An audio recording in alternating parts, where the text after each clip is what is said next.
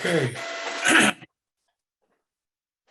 Appears that all the selectmen are here, and I will call the meeting of the Board of Selectmen to order on Monday, March 21st at 6:32 p.m. I want to welcome everybody to the meeting tonight and let you know that this meeting is being recorded. And minutes are being taken by the illustrious Gail Hunter. So I would ask if there's any public comment on items that are not on the agenda.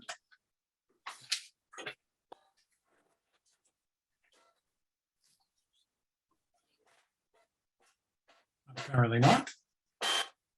So I have a short report from the chair. In our last meeting, we were talking about scheduling an opportunity to talk about outdoor dining. And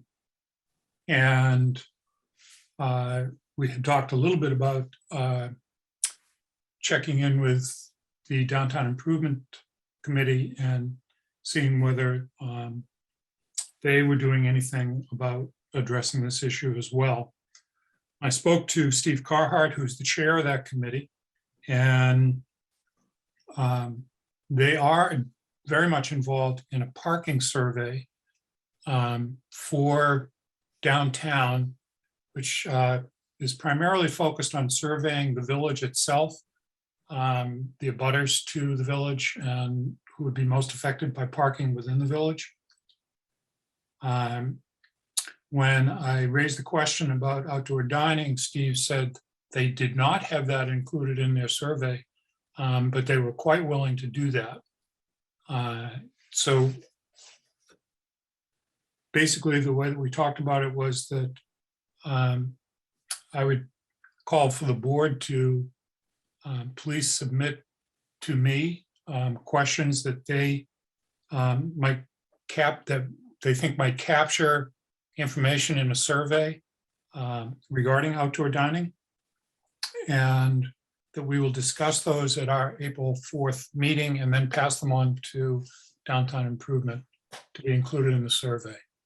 Sue Thorne is one of the people who's doing it, and I think maybe not Sue Thorne. Linda Crosby is one of the people who's doing it, and she was very enthusiastic about getting questions from the board.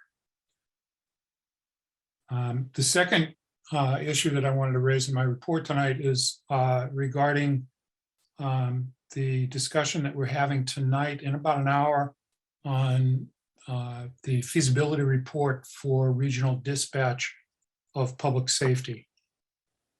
And I just want to let people know that we will not be taking any public comment tonight. This is the first chance that the board has had to review the report and discuss it. And I'm going to make a suggestion during that discussion that we arrange for a public hearing probably after town meeting, after the annual town meeting, as this matter will not come before the town meeting until the special town meeting in June. So those two items were two items that I wanted to share with the board and with the public tonight. So let's move on to our agenda.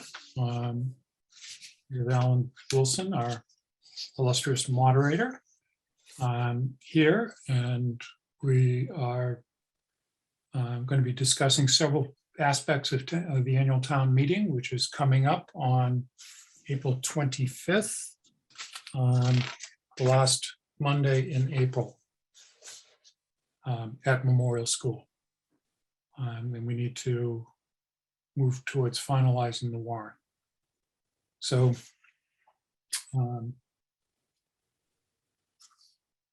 Greg, you want to tee this off? Sure, thank you, Jeff. So a number of issues to just review, and we are close to finalizing things for the annual town meeting come April 25th. In terms of the CPC, we have a list of projects being recommended by the committee, as well as the finance committee. They have approved it as well. And so I can turn it over to Jack if he wants to just briefly walk through the list, or I can run through it, whichever your pleasure. I would, Whatever you'd like, Jeff. Jack, I'd be happy to have you give us the run through on this. I was afraid you'd say that.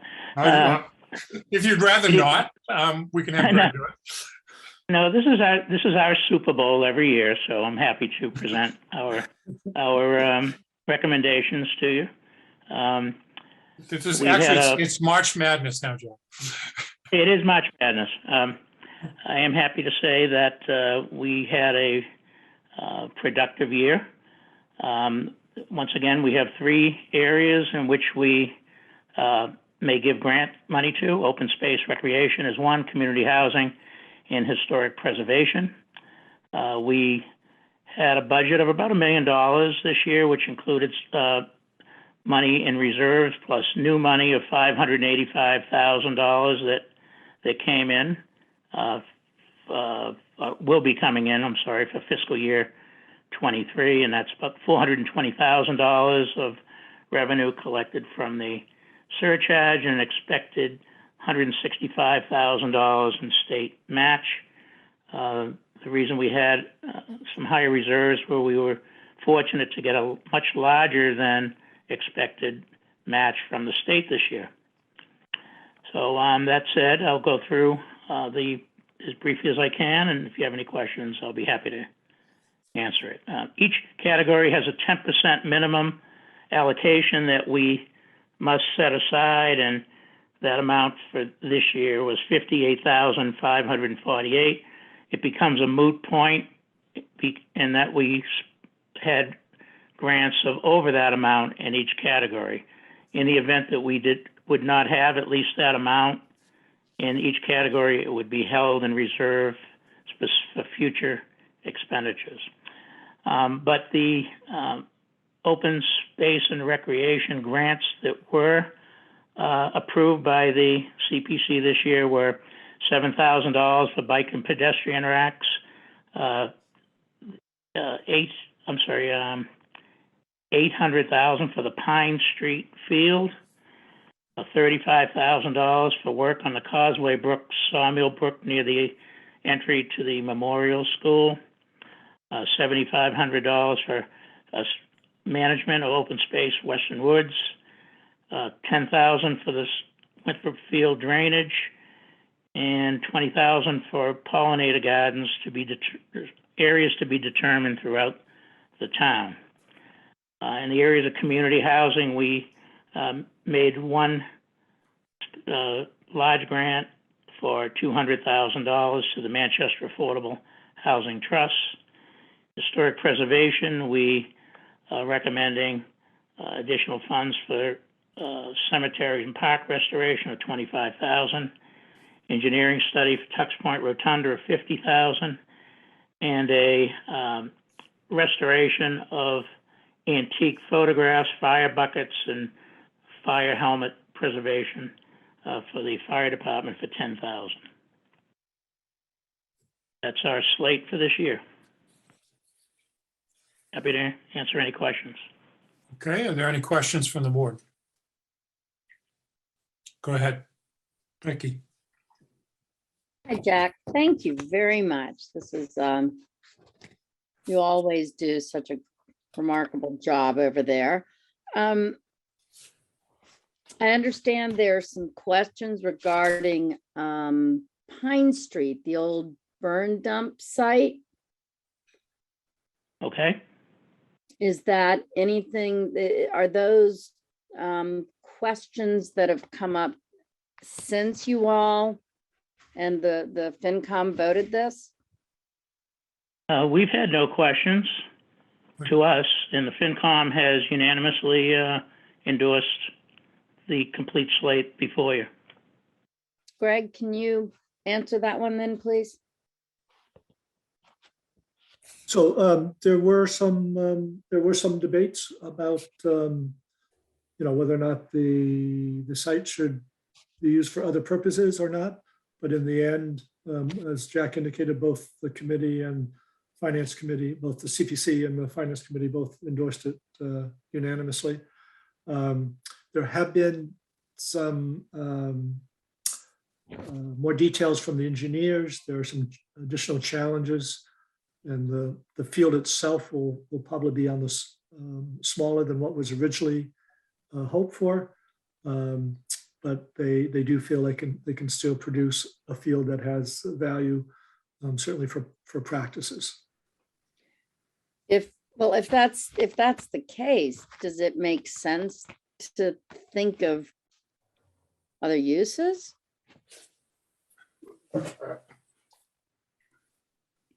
So, I mean, that's, that's a policy decision on your part.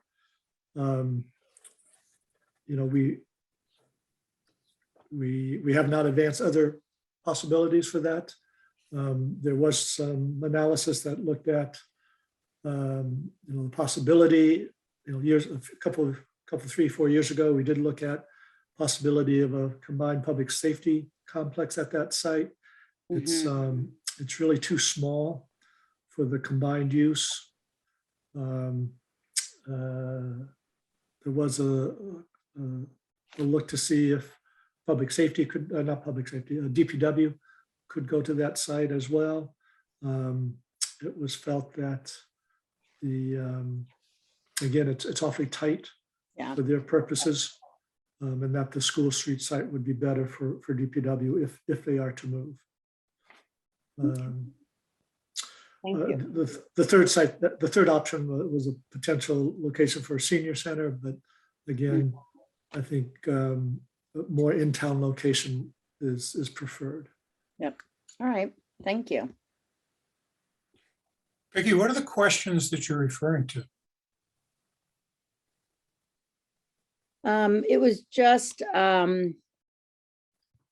note Greg had mentioned under anyway in under CPC and the town administrators memorandum. Right. So that's what I was referring to. I thought you had other questions that you had heard from citizens. Nope. Okay. That. All right, Eli.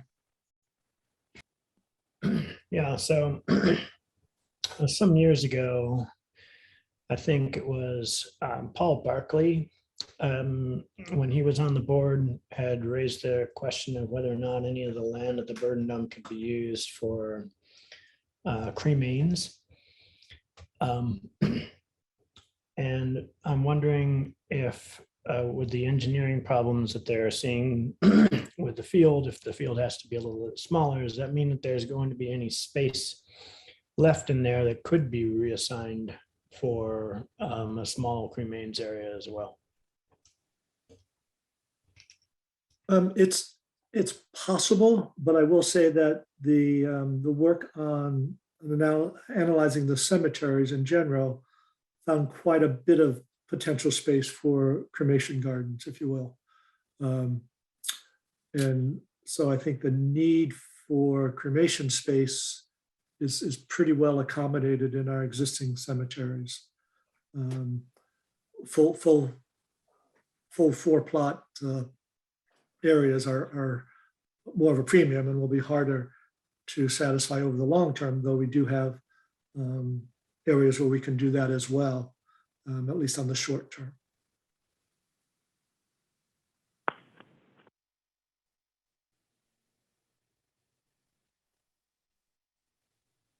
Any other comments or questions from the board on the CPC budget?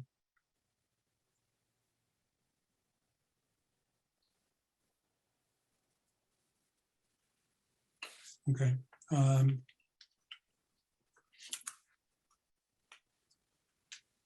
So we would need a motion to endorse the projects proposed by the CPC.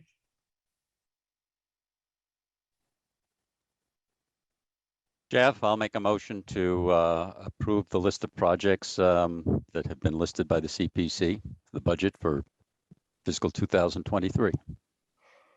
Second. Okay, so moved by John and seconded by Ann Harrison. Any further discussion?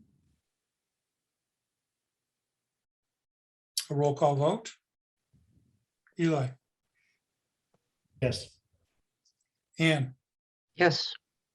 Becky, Yes, John, Yes. the chair makes it unanimous. Thank you, Jack. Thank you for all the work that you put into creating this. You're welcome. Thank you all, and see you at town meeting. Yes.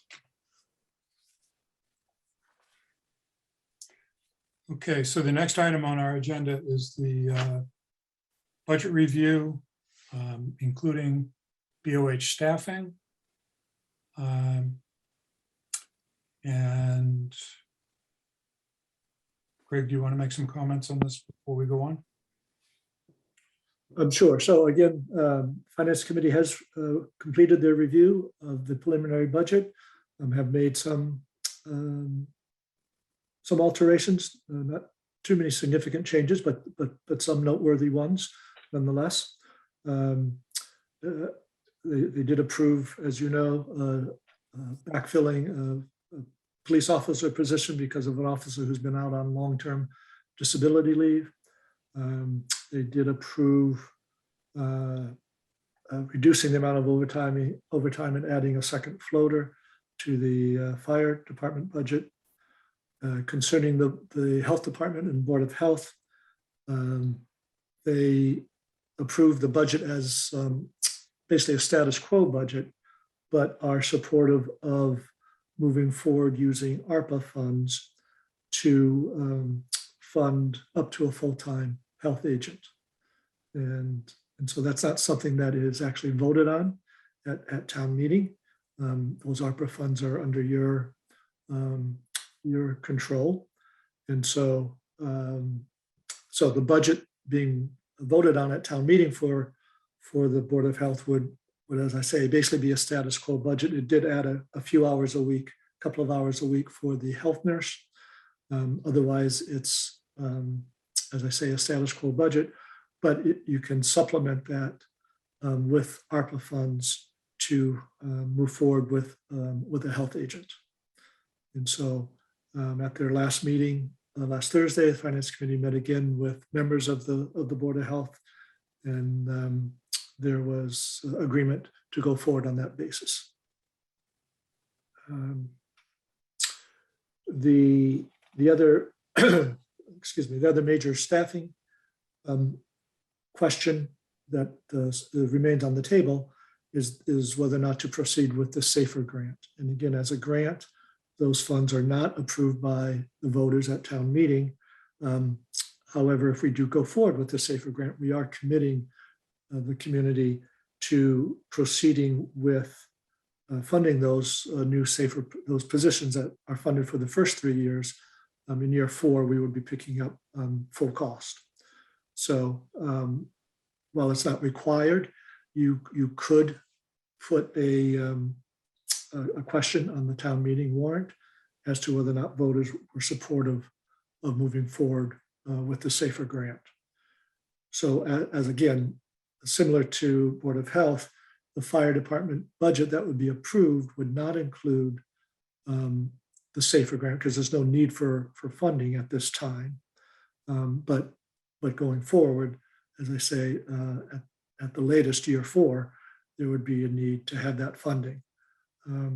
We could consider gradually ramping up so it's not quite a hit. Then again, it depends also in terms of what's happening with dispatch in terms of the amount of additional funding that might be needed versus moving monies from one operation to another. So there's that question for you to resolve. And again, on the Board of Health, assuming that you're comfortable moving forward with the ARPA money as a way forward for the new health agent position. There was some fine tuning of the library budget as well, based on discussions at the Finance Committee meeting last Thursday. In essence, originally we were proposing, Andrea and I were proposing taking the custodial dollars that were in the library budget and moving it over to a combined facilities.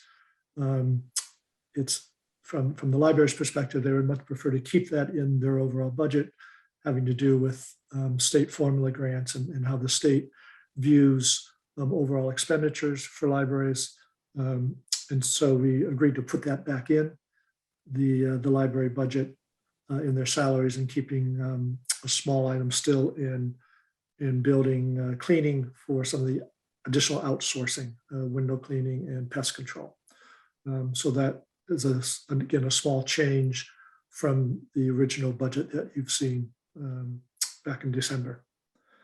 But again, that was agreed to by the FinCom and is part of their recommendation for the budget going forward.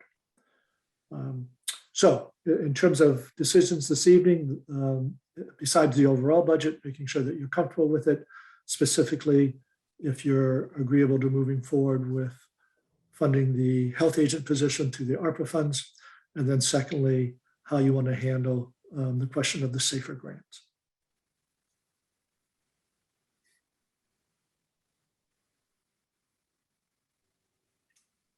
Any board comments on these position items?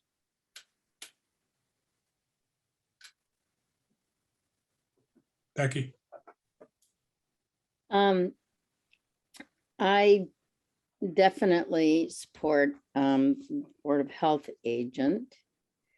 And I like the idea of asking the voters if they want to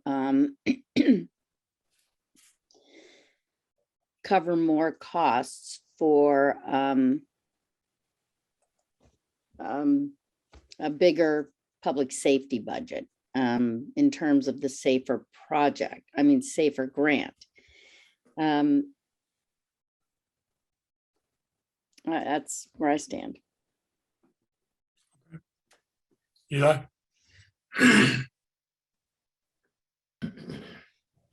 So I support most of the recommendations.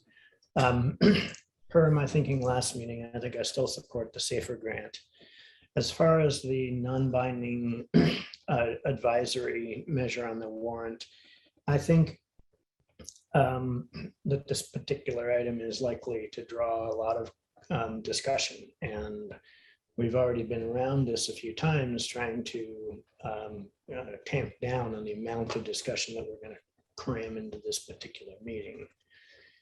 So I'm not sure that putting a non-binding measure like this on this particular meeting is a good idea. I think what would perhaps be more appropriate would be to, we could consider something that for the June town meeting, but I think what would be probably more appropriate is if we simply give residents notice that we're going to be discussing this over the coming months and set up some public forums around it to get some guidance that way.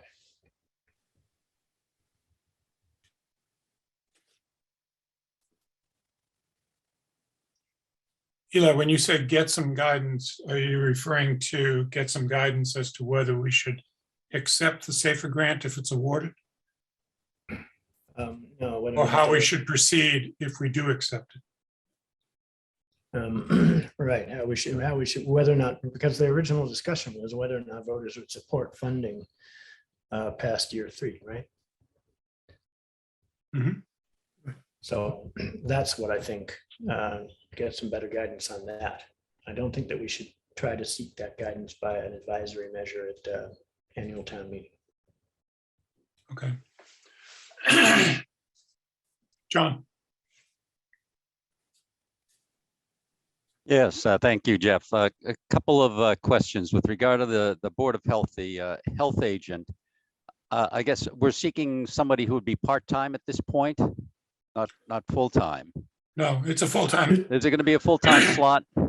yes. Well, I guess the Board of Health is still working out how all of the various responsibilities kind of get carved up. I mean, for years now, we've worked without a health agent, and we've all looked, I think, at the list of responsibilities that the Board of Health has, and they're pretty extensive. And they've managed to deal with that, I guess, with a number of consultants. I don't know, I assume the consultant count goes down, but that's adding a full-time equivalent person there who should have a pretty broad skill set. And I'm not sure how the hours are going to work out, although we've got 3 years to figure that out, I guess, right? With the ARPA money, to figure Yes. out how that's all going to fit together. So that's an observation that I have, and I assume that they will reconcile how those hours are going to fit together and who's going to be doing what and who are we still going to have to reach out for with regard to expertise. For instance, I know the septic area is something that you pretty much need to have somebody who's an expert with septic systems. It's not somebody on your payroll to deal with that, but that we'll be keeping an eye on seeing how that will get reconciled over the coming years. But if we can find a full-time person that can deal with the broad range of activities that a health agent requires, that's great. The second observation I have, I'm in favor of pursuing the SAFER grant. Like Eli, I don't have a strong opinion on having to have a vote or something, but that's not something that I think we need to vote on right now. The SAFER grant, we can chase down independent of that, and the financial implications are not going to hit us one way or the other for another 2 or 3 years. So if we decide that it's a topic that we might want to have some sort of guidance or vote on down the road, that's fine. I think a hearing or two would be good. And in any event, we've got to find out what the story is with the SAFER grant. And I see the chief has his hand up, and he can probably give us some timeline on that. Right now, we're dealing with a lot of theoreticals as to how it all might fit together. But I think a decision from a budget financial perspective is still down the road a bit, and we Okay. can certainly discuss it. Those are my observations. Okay, thank you, John. Ann? I think it was covered with John's question, but I want to explicitly, is there money enough in the ARPA grant to fund a health agent for 3 years? And is there something better we could do with it if we can't find a person who has the multiple skills needed? The answer to the first question is yes. The answer to the second question is like our discussion of the burn dump under the CPA. We could probably come up with some other ideas for how to spend that money, but I feel pretty strongly that this is the only town department that doesn't have a department head. And as a health agent what a health agent would bring, in addition to, as John said, divvying up the responsibilities for managing what goes on in the health department. What a health agent would bring, in addition to that, is the ability to join in statewide planning and regional planning for health services. And with a health agent, we could apply for grants through the health agent. So the health agent would be the person who would coordinate the grants with the Board of Health. So there's a lot of reasons why we want to get a health agent on board. There was discussion in the FinCom meeting 2 meetings back regarding there should be regionalization within the health department. But regionalization is not a switch. You don't flick a switch and you have regionalization. You have to find partners, you have to find money for it, and you have to work out a solid structure of responsibility as to how the regional resource is allocated. And to do all that very much falls under the purview of a health agent. So I'm strongly supportive of the health agent.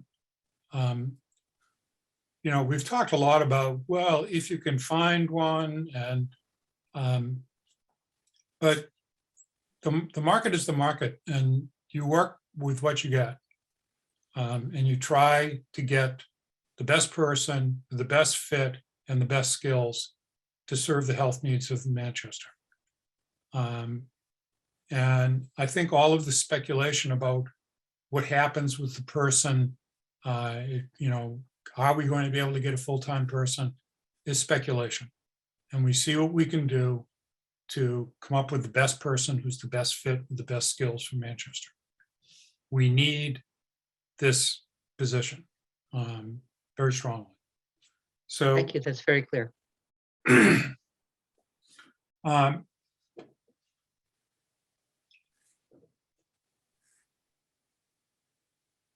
What I would like to do tonight, I think and I'm going to recognize Chief Cleary in just a minute. What I would like to do tonight is to have a vote of the Board of Selectmen to allocate the ARPA funds for that position. I think this has gone back and forth a lot, and the recommendation coming out of FinCom was that they would support going forward with ARPA funds. There was a mixed reaction in terms of how they would support beyond the ARPA funds in the town budget. But I think that we need to make a decision tonight to support a health agent position with the ARPA funds. The SAFER grant, and I'm going to, like I said, recognize Chief Cleary in just a moment now, to my knowledge, has not even been granted and won't be until sometime end of April, beginning of May. So it's not like, oh, we got time on that, because I think that's another direction that we as a board need to consider in terms of the services that we want. But I don't think that we need to make any votes about whether we would accept the SAFER grant tonight or not. So with that in mind, I would entertain a motion regarding if the board is prepared to do that tonight, regarding allocating ARPA funds to a health agent position. Mr. Chairman, Just a minute, Sarah. I wanted to speak to the Board of Health position. Good, that's fine. Just a minute. Okay. So is there an appetite in the board to make a vote up or down on that tonight? Question, Jeff, are we allocating a specific amount of money or Yes. a specific, okay. Then my follow-up question would be, what if the search comes up with a very good person on a part-time basis, but not a full-time basis? And the Board of Health would have to, you know, maybe they'd make a judgment and say, we found a really great person, but they're only available, I don't know, you know, 20 hours a week or 25 hours a week, not 40. Jeff, can I speak to that? Sarah, just a second, but I need to I let John just need say. to explain the FinCom position. Okay, you can explain the FinCom position when John's done. Okay, The answer to your question, and I checked with Greg on this, is we're not committed to spending the full amount that we would set aside. The use of the ARPA funds has been fairly fluid so far, but once they're committed, they're committed. So it's not like we lose the ARPA funds if we say we want to use this for a health agent. Okay, Well, so I don't, So- I'm clear. so If we vote If for you- X and we're only going to spend, say, 0.6 of X, we've got 0.4 of X. And it where does goes that money back to go? the ARPA funds. If it goes back into our pool of ARPA funds. Oh, If okay, that's all the, right. if that's the Board of Health's recommendation, that they would want to have this person at 6/10 time. Okay, So I understand. That's fine. okay, all right. So, Chief, so just to be clear, there is flexibility because the budget from the general fund supports the status quo, which is the full suite of outside contractors. So the assumption is one way or the other, though that'll change depending on who is hired and their skill set. If we find someone who's full-time and can do the full suite, then those contracted dollars all roll back to the general fund and aren't spent. If we find that our best option is to hiring a part-time person who's going to handle just Title V, then we will continue to spend dollars on food inspections and house inspections, that sort of thing. So we do have that flexibility within the existing budget plus the ARPA, and what Jeff indicated is accurate in terms of, yes, any ARPA monies that were not expended roll back into the unexpended pool and you can reallocate. okay, in terms of bringing this particular part of the discussion to closure, Chief Cleary, I'm going to ask you to hold on, and I'm going to recognize Sarah Mellish. Go ahead, Sarah. Thank you for waiting. Thank you. So the concern with the Finance Committee was if we adjusted the budget for a full-time health agent, it would have resulted in a decrease of the contract services. And the flexibility between contract services and salaries is somewhat limited. So it made more sense to approve ARPA funds for the $86,000 for the health agent. If they don't hire a full-time health agent, then that's okay. And we asked them to come back to us in December of 2022 based on the results. And at that point in time, if they've determined what type of person they're hiring and the expansion of their services, then we would look at including it in the budget for 2024. That was where we came out. It was just too much in flux. Thank you for clarifying that.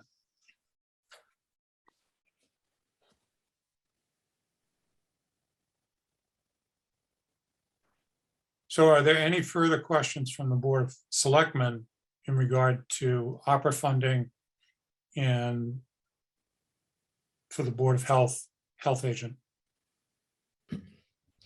Yeah, you had asked that we should vote on whether or not to apply the ARPA funds.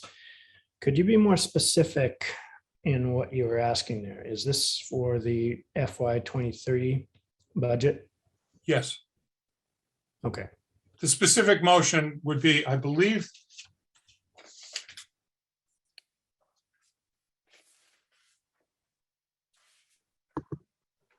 Jeff, wouldn't it be immediately? the number would be, no, because we would, It could be made available immediately so they could start hiring.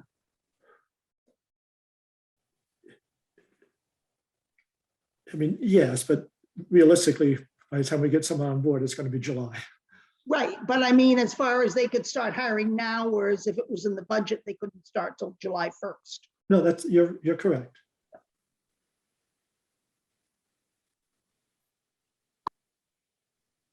well, I would expect even, Sarah, if it were in the budget, that they would start looking right now, knowing that the position would start July 1st, but that's not the case. It's not in the budget, so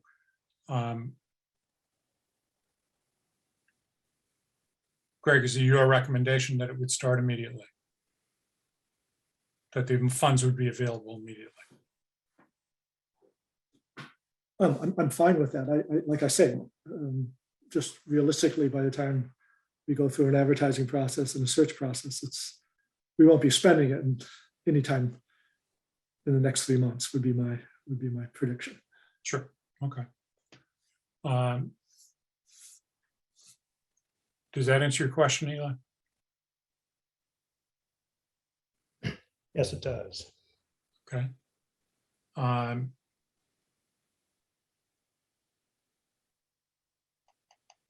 And we have, in the budget that I have before me, a full-time salary figure of $84,000. I'm going to call upon the chair of the Board of Health to confirm that that's the accurate figure with benefits added on.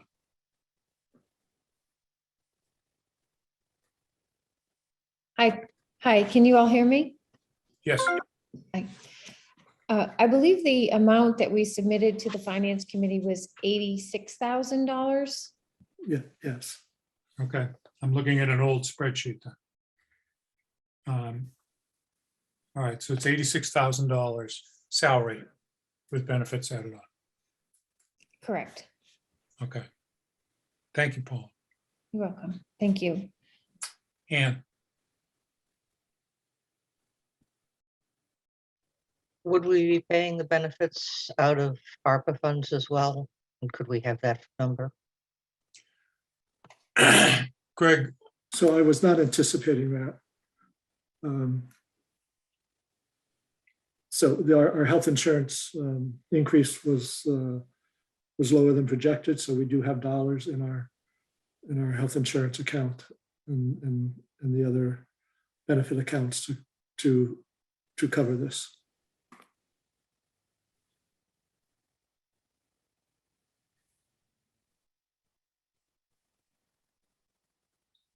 does that answer your question, Ann? Yes, yes, thank you very much. Okay.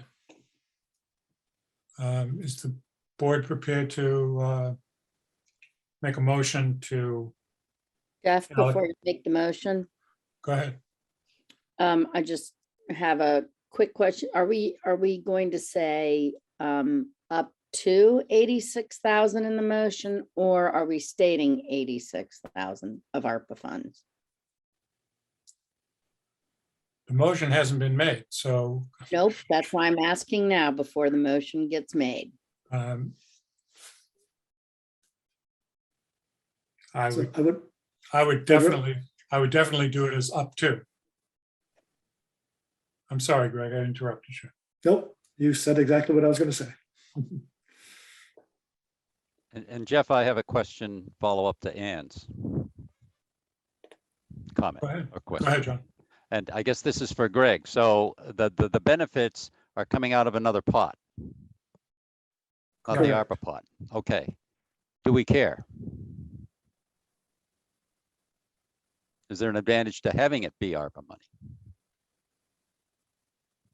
Well, it uses up more upper money and takes away some flexibility there. Yeah, and leaves other money elsewhere. I just don't know all of the implications in the two different pots. That's all. The pot that the money is coming out of is the pot that's allocated for insurance benefits and other benefits that Right. accrue to employees. So it makes sense to use that money as it's allocated. I agree. It's rational from a categorical perspective. I'm just looking at it purely dollars. But I guess it's fungible. It doesn't make any difference. It's dollars no matter what that we will expend. I wouldn't quite call it fungible, but because it has to be spent, that money has to be spent on benefits. Right. We couldn't increase the salary, for instance, to $95,000 and take it out of that account. No. Or we would have Sarah bearing down hard on us. Maybe I should have asked her the question. You're right. No, I think Greg's explained it really clearly. Yep. But we always have the option of increasing the availability of ARPA funds if we need it. to Yep. cover the salary. it's flexible. We don't need town meeting vote. That's the benefit of it. In my opinion. Sorry, I'm out of line. You are. Keeping you in line, Sarah, is like keeping me in line in your meeting. Okay. Are we prepared to make a motion tonight? If you decide not to, this can be moved on to another meeting. But my own feeling about this is that we should bring closure to it. Agreed. Okay, Jeff, I'll make a motion that we expend up to $86,000 of ARPA funds to hire a health agent, the benefits supporting that salary to come from our benefits account. And let's see, that position to start July 1. Did we agree to that? I think. It's fine. Yeah. That position to start when someone's hired. Yes. When someone is hired then. Second.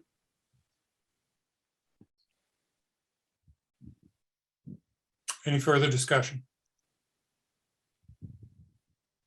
Roll call vote. Eli, Yes.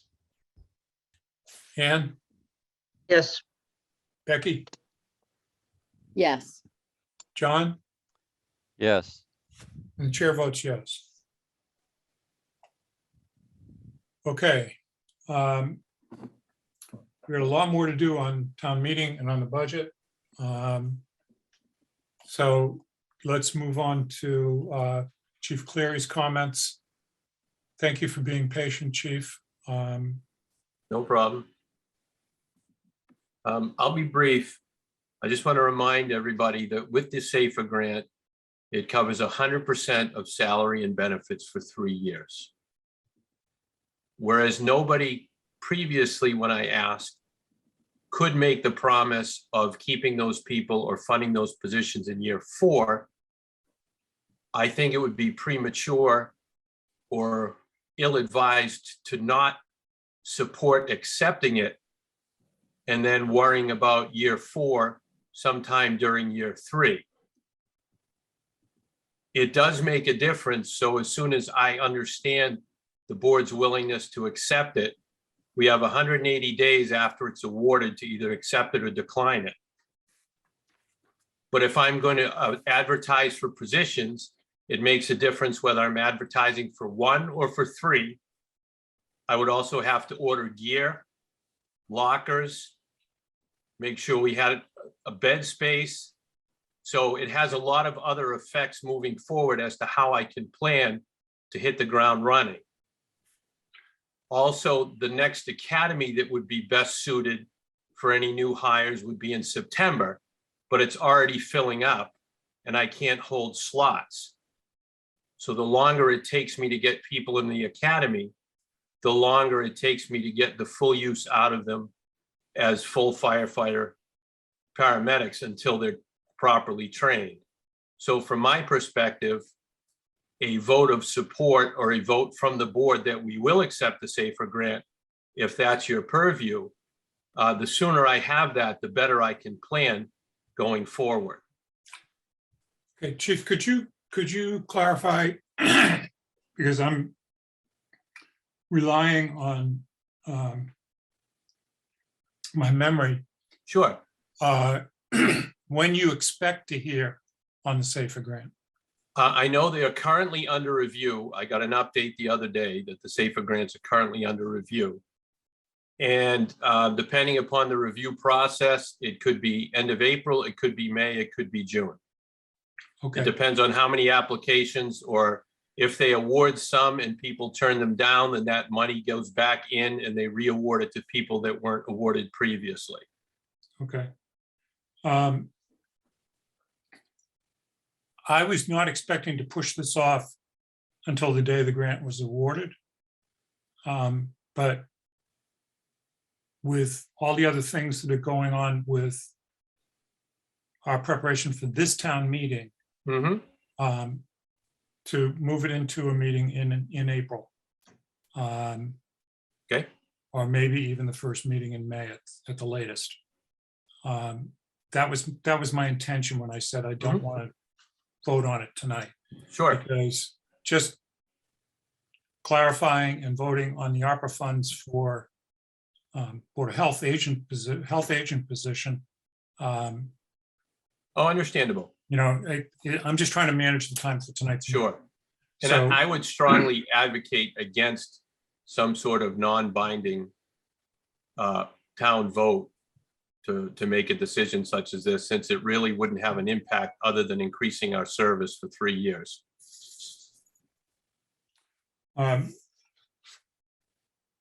Okay, and we need to take up that issue Sure. as well. Thank you for your time. But I appreciate your explaining the logistics of moving forward and the academy, et cetera. And hopefully a sooner rather than later decision will come out of on the grant itself. Agreed. Thank you. Okay, Jeff, can I just ask one follow-up question for the chief? sure, go ahead.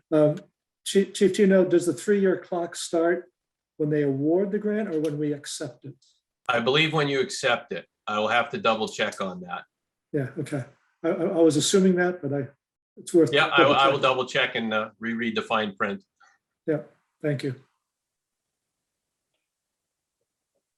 So that means that when you accept it, Chief Cleary, you would like to have candidates that you've been vetting.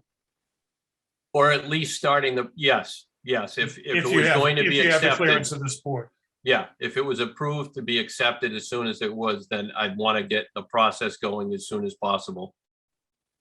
To have people on board at the earliest possible time after July 1.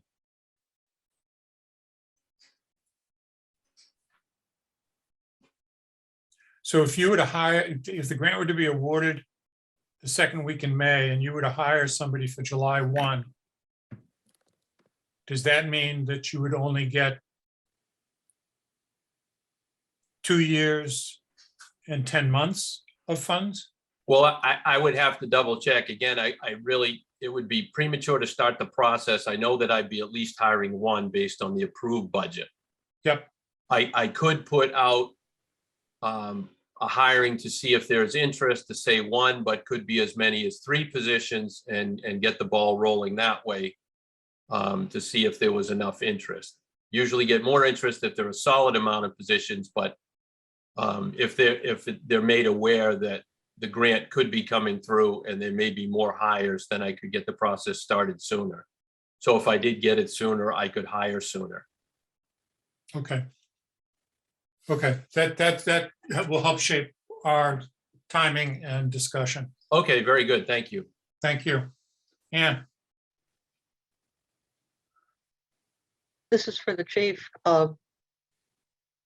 You had mentioned that you applied for 4 positions. And do you expect to go back and say, can I get the grant for 3? And if so, how is that going to affect the timeline? Well, I would have to go back and negotiate with the person that's appointed by FEMA, given that I expressed the need to be 4 and now I'm expressing the need to be 3, to explain it to them why I only need 3 and can still meet the goals that FEMA awards it for. And that would be achieved by letting them know that the floater would be assigned to a shift. And that would give me 4 shifts of 4 with 2 in and 2 out. It was initially applied for 4 with the possibility of the floater staying on if approved budgetarily. But that would have to be negotiated with FEMA to go from 4 to 3. I've not been through that process. I'm not really sure how long that would take. Thank you. okay.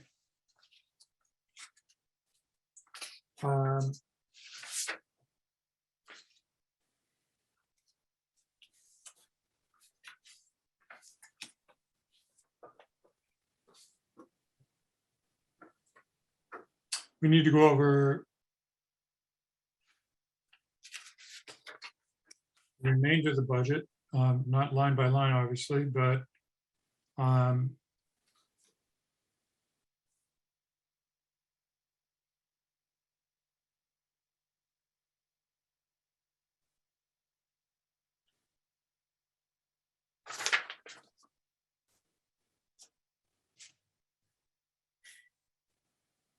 Greg, do you want to make any comments about the school budget? So the school budget is, the increase is lower than what was originally projected through a sort of give and take process with the with Town of Essex. The school committee reduced the overall request in order to have Essex's apportionment come in a little lower. So because of how that apportionment formula works, that dropped our increase. Instead of a 3%, it's basically a 2% increase. So those, normally we're in the 3 to 3.5% for a district increase. So those, but because of the overall budget and the way apportionment is working based on student enrollment patterns, it's resulting in a little bit 4.29, I think was the final number for Essex percent increase. And for us, it's a 2% increase. And again, it has to do primarily with shifting enrollment patterns. So that did free up some dollars on the town Manchester side.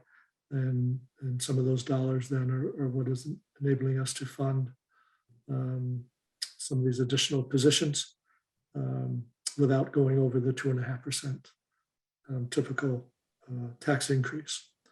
The overall increase for next year will be over 2.5 because we're picking up the final portion of the elementary school bond. So not 100% of that project was bonded initially, and they are moving forward with the final piece of that bond.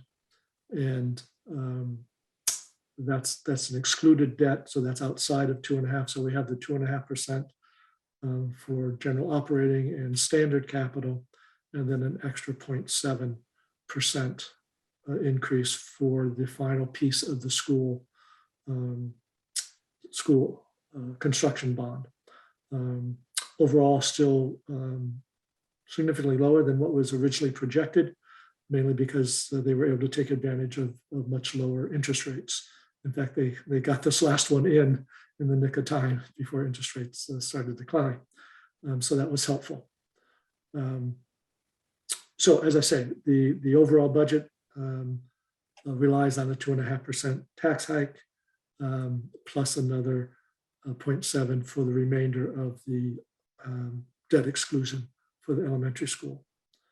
On the capital side, again, we're continuing to be pretty aggressive in our capital expenditures. We're a little over 3 million in the proposed budget. There was some shifting of a few things. The Sweeney Park project has come off for this coming year. That'll show up again in FY24, we would anticipate. We don't have numbers yet. The engineering is not ready, and getting a good solid estimate of what that project will cost is a little further down the road. So that'll reemerge probably at next year's annual town meeting. So as I say, overall, the budget is very similar to what you saw originally back in December, with the exception of fire, police, minor changing on the library side, and some of the switching around of some capital items.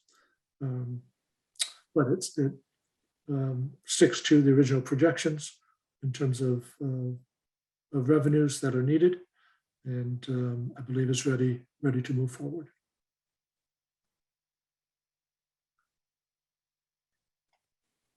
Okay.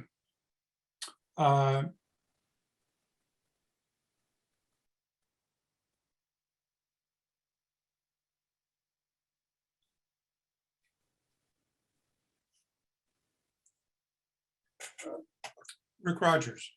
Could you please identify yourself and your street address? Yeah, thank you, Mr. Chairman. Rick Rogers, 82 Old Essex Road, Manchester. Also chairman of the Library Board of Trustees.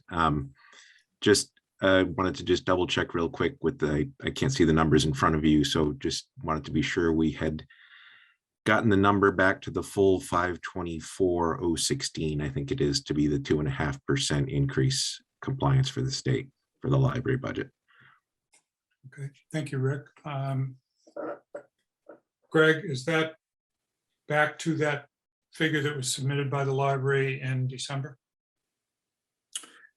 Yeah, it's real close. It's I don't have that figure right in front of me, but I know that Andrea was redoing the figures. We put 11.5 into the salary line and kept $22,000 in the what used to be the comprehensive cleaning line, and so that's that 13.5.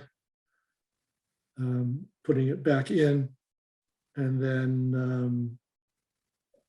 there might be another adjustment on the book expenditure. I just don't have that final figure in front of me.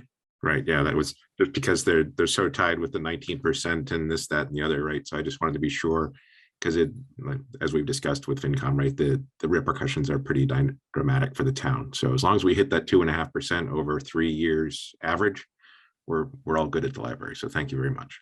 Yep, that's exactly what we'll make sure it happens. Perfect. Thanks. Just to clarify what Rick Rogers was referring to, the library budget under state law must increase 2.5% each year. And that's the legislature's decision to put towns and cities in a position where they need to continuously support library services and cultural services in general, but particularly library services. When the contract position was pulled out and put into a salaried position, but in a different entity in the budget, that messed up that formula, and the repercussions are severe. We would lose interlibrary loan, we would lose ability to get grants. There would be a lot of repercussions that we would not want to see in Manchester. I think, and Sarah, you could correct me on this, that the number of interlibrary loans requested in the last year by residents of Manchester was something on the order of 15, 16, 17,000. I think that's about accurate. I'm going again on my very failing memory. Yes, But- thank you. It was 10,987 in 2021, and it tends to be up to 14,900. It was that just 2 years ago, so the last year prior to COVID. Many things increased during COVID times when physical materials went down. So database use last year was over 67,000 for our community. Yeah. So all those things would go away if we don't do the 2.5% increase. And that's what this last bit of tinkering in the budget is about, because those funds were moved to accommodate a custodial employee as opposed to a contract service. Eli. My comment's not library related. Are you okay if to move to something different? I am, but let me just do one thing. Thank you, Sarah. Okay, go ahead, Eli. All right. A question on capital, in particular the docks at Reed Park, transient docks. We were talking about upgrading those to include electricity and water, which would generate more revenue. And those were very, very popular in terms of revenue production the first year we introduced them. So the question is, given that the harbor master found used boat, therefore reducing his capital expenditures on boats. What was the reasoning that FinCom did not allow or did not recommend or declined to put the funds back in for the Reed docks, which would presumably be a revenue generator? So I think the general feeling was that some more homework was needed in terms of what sort of rates could be charged for dockage, and what sort of demand was there for hookups, for electric and water hookups. I mean, it really started out to be wanting to prioritize the pickup truck over the dock improvements. And then when the used boat issue came up, they said, well, we'd still like to stick with our revised schedule. In talking to Brian today, he was comfortable with leaving it as it is for now. And if he's able to do a little more homework and pull things together, he wouldn't mind the opportunity to potentially bring it up in June, at the June meeting.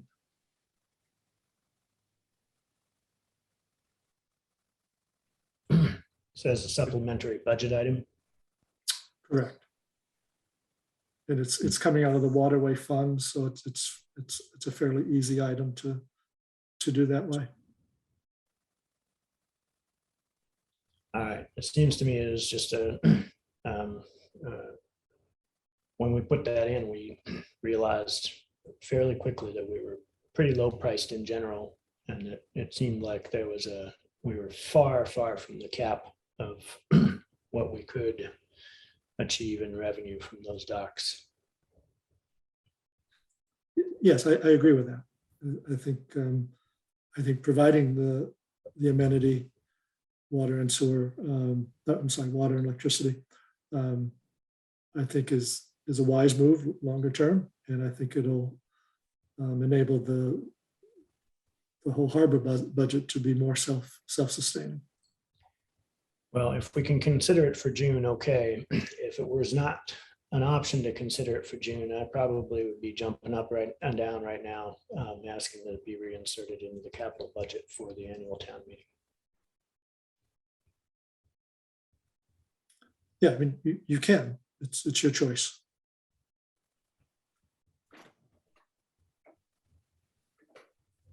I'll await other board member comments. Becky?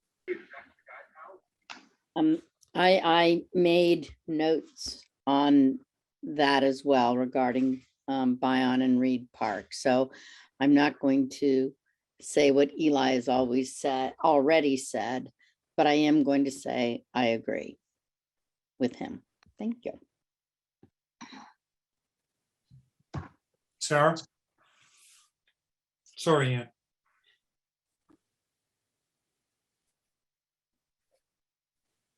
Sarah Melish? Sorry. The issue presented at the Finance Committee that Brian felt obtaining a new pickup truck was more important than extending electricity and water to Reed Park.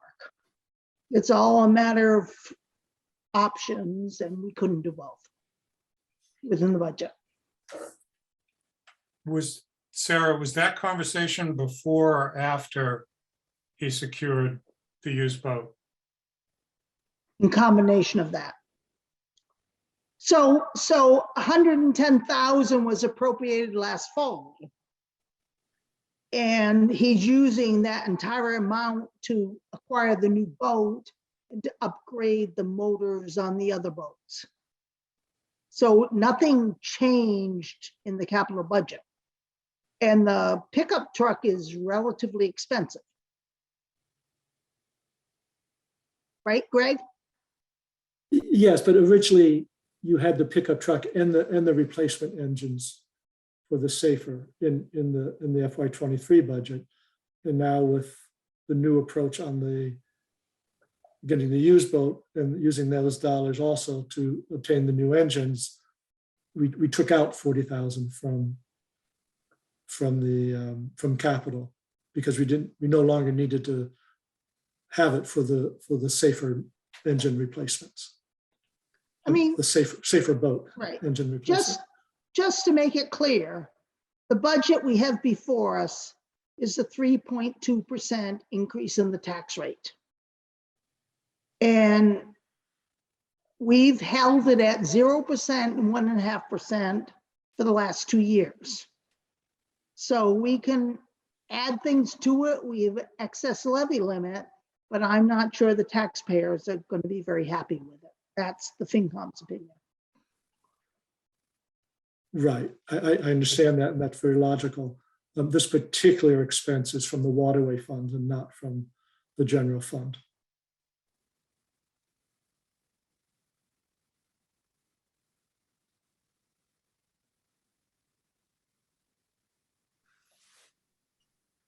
And I think it would be to our advantage to approve it as part of, at the annual town meeting, because that would allow us to take advantage of the new facilities in this coming season. As was pointed out, this is, although it is an expense to install the services will generate further revenue. And the sooner we get it in, the more revenue we get. So I would favor moving this into this year's budget.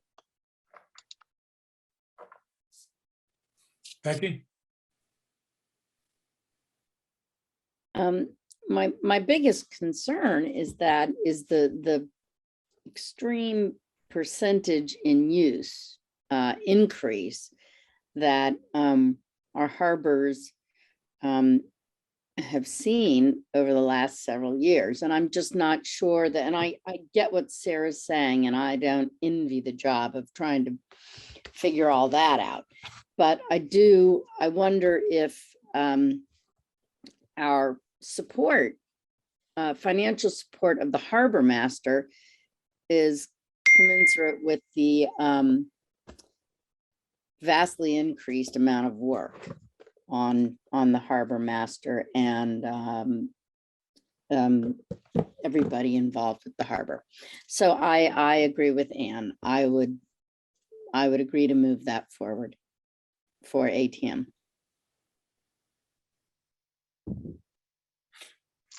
Greg, is there any issue in this transition period with the harbor funds being able to support this capital outlay to the point where there begins to become a return on investment? I'm not sure what you're asking, Jeff. I'm sorry. You're saying that this does not come out of general fund. This comes out of Right, out of the waterway fund. Yes. out of the waterway fund.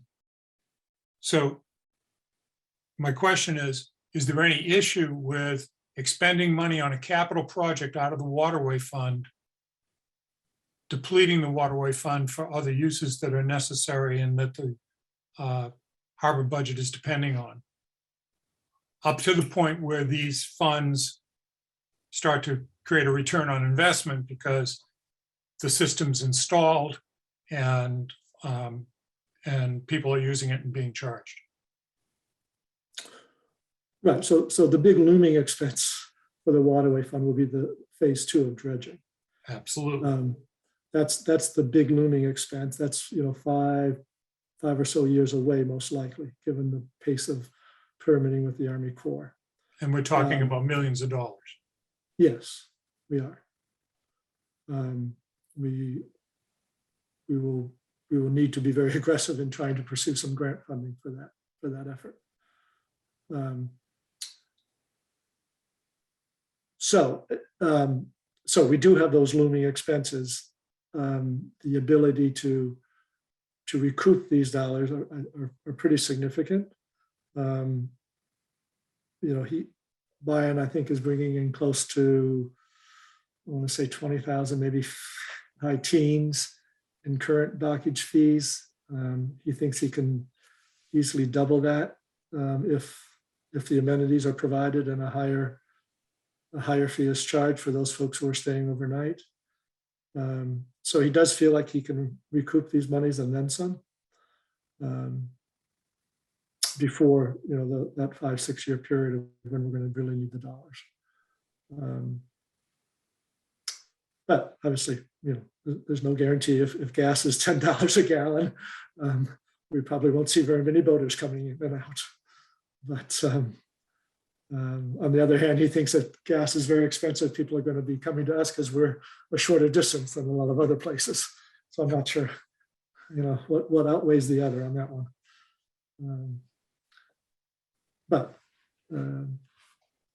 So the short answer is Brian feels pretty confident that this is an investment worth making. You know, if you want to wait until June, or if you want to wait a year from now, he's okay with that. He does feel like there's an opportunity that the sooner the better we can take advantage of it. Okay. Eli, I'd like to make a motion that we put the upgrading of the transient docks at Reed Park with support for water and electricity back into the capital budget for the annual town meeting. Second, to the amount of, Greg, what was the previous amount? Originally it was 40,000. That would do all of the dock, I believe. All right, in the amount of $40,000. second. From the Waterways Fund. From the from water. the waterways. Any further discussion? Well, one question, Jeff. So this vote of this project, supporting this project means this project can be done and be available for the summer of 2022 season, this summer. Is that correct? Yes. Okay. Which makes June a very difficult time anyway, because now you're probably have lost half the summer. Something can't be built in a day. I'm not So sure June. unless you're Rome, something, but yeah, so the earlier the better, so he could get a jump on this and be ready for the boating season. That's a fair assumption then. And Bayon's not here, but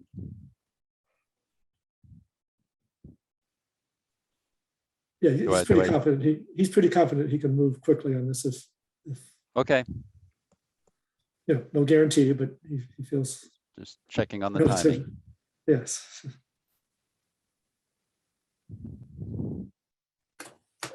Ellen, I've got a motion before the board that's been seconded.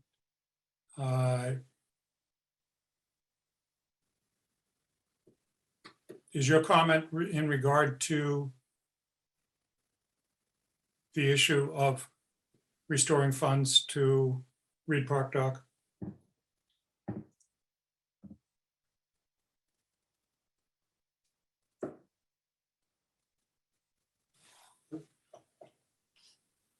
Ellen Lufkin, your hand is up.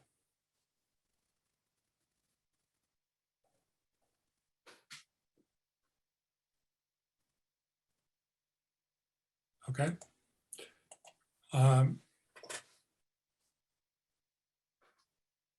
So we have a motion, we have a second. Is there any further discussion, or do you want to proceed to vote? Okay.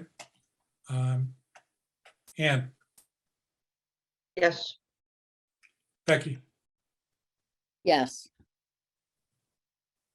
Eli, Yes, John, Yes. the chair votes yes.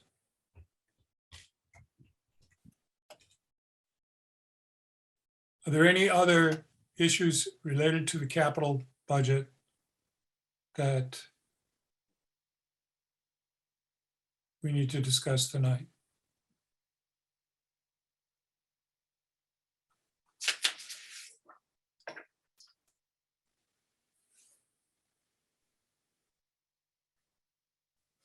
Okay. So do we need to finalize the FY23 budget in a vote tonight, Greg? So I'm assuming we will have a special meeting next week to give final approval to the warrant. So if you want to hold off on your final approval of the budget and the capital budget at that meeting, that is fine, or you can do it this evening. Next week being when? Well, we need to discuss that after Monday. So Tuesday, Wednesday, or Thursday.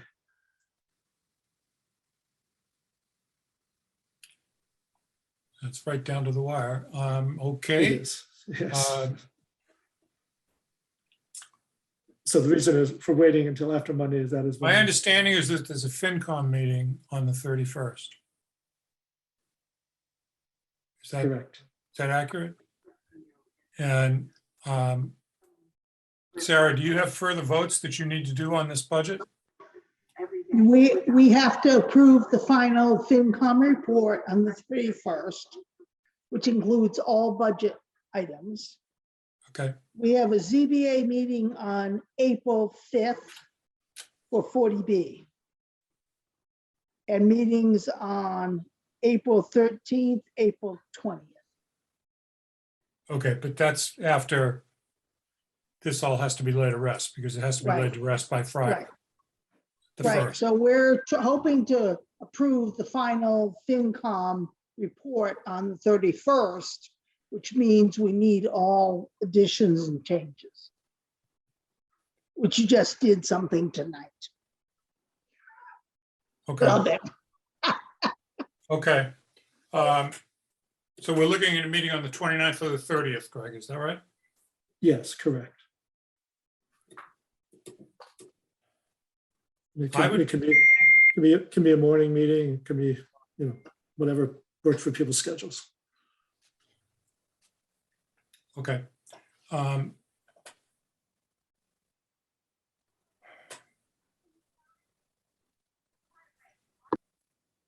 And do we need to decide that right now? Yes? No, we do not. Okay. I'm concerned that we are almost at 8 o'clock. We're half an hour over. We're supposed to start our dispatch discussion at 7:30. We're half an hour over on that. And we still haven't reviewed the warrant. If I'd recommend that we vote the budget at our next meeting, the special meeting. I would agree.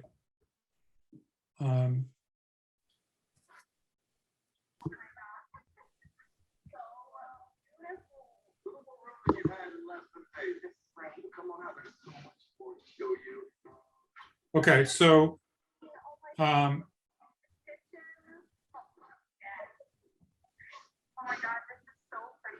so we need to do both next week. Is that what you're saying, Greg? Finalize the warrant and finalize the budget from the Board of Yes. Selectmen's point of view in Yes, terms of recommendations? Okay. All right.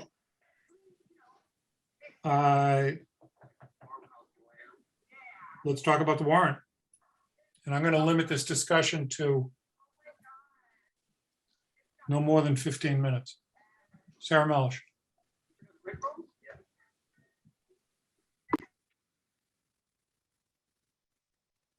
Sarah, you have your hand up? And you're muted. Yeah, FinCom is not, you've seen the warrant. We need to vote on it on March 31st, Correct. just so you know. Just setting, that's all. That's all I've got. I gotta unmute, lower my hand and unmute. We're good.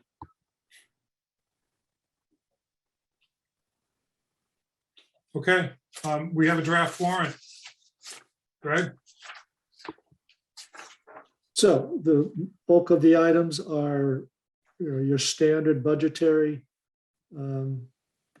items with I'll just run through it. So Article 1 is your standard accept reports. Article 2, paying you and the moderator nothing for all of your time and effort. Article 3 is the budget for the vocational school. Article 4 is the town operating budget. Article 5 is the capital budget. Article 6 is the school operating and capital budgets. And trying to scroll quickly. Article 7 is the community preservation projects, as you just endorsed this evening. Article 9 is the annual funding of our OPEB contributions, the other post-employment benefits trust fund, primarily health insurance for retirees. We continue apace to fund that. So it'll be fully funded by the early 30s. Article 10 is the annual approval of the revolving fund for the Park and Rec Department. And then we have three special articles. Article 11 is the proposal to amend the limited commercial district to allow research labs as a special use in the LCD. Currently, it's limited to the very western portion of the LCD, and this would allow it to occur at a minimum in the eastern part. It may, depending on what happens on Monday night, a week from tonight, at the planning board's meeting, they may allow it in a couple of other portions of the LCD. Article 12 is to have the town accept a local option to charge a local room tax for short-term rentals. We need to fill in a percentage. It typically is anywhere from 3 to a maximum of 6%. So we need to fill in a percent in that article. And the local option law typically says you impose it in the subsequent quarter following the vote. I'd recommend that you just wait until the first of the new year. People may have made commitments, through the fall for short-term rentals. So this would give ample time for people to tell their clients that there will be an additional tax on their rental charges. So that decision is needed at the latest before you approve the warrant. And then finally, Article 13 is an article to change formally Selectmen, Board of Selectmen, to the Select Board. And then the last article, Article 14, is in case we need to tap into additional reserve funds, in case budgets were increased from the town floor. And then since this is a combined warrant for the election, Article 15 is the election, but that doesn't take place until May 17th. So this is how the warrant is shaping up. As you know, we're slated to be at the new memorial school and the new gym and cafeteria combined. I have it starting at 6:30. I think that's what we've said, but I actually I wanted to confirm that because I had a few times running around in my head, but I did put 6:30 as the start time for the annual town meeting. Okay, I'd like to ask Alan if he could speak to this warrant in terms of, you talked to Alan about pulling together a consent article that bundles a number of articles that are usual business. First, let me just address the time of the meeting. What you voted, I think, was 7 p.m.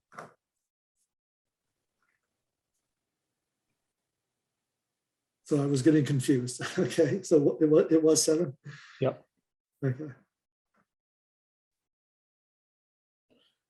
On the consent calendar, I was not planning to do it this time.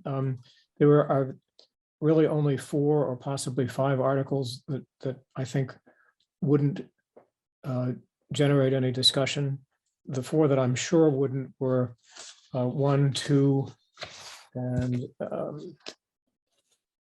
9 OPEB, and 10 the Parks and Rec revolving fund. By the time I explain the consent, the 5th that might go in there is the appropriation for the technical school. But I think by the time I explain the consent calendar, we can probably vote all of those just as quickly, if not more so. And last year, the vote on the consent calendar was surprisingly not unanimous. And so we had to do it all again anyway.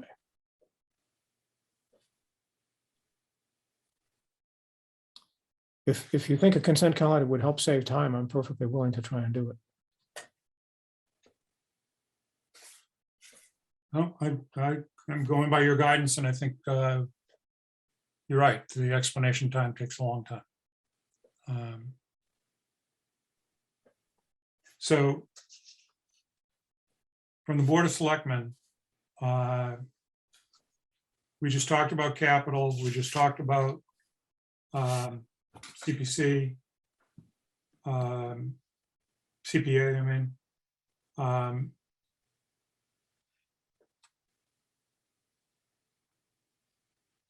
assume that there's no comments on the school at this point. We've been following that along. And the articles that Alan was just touching on, 1, 2,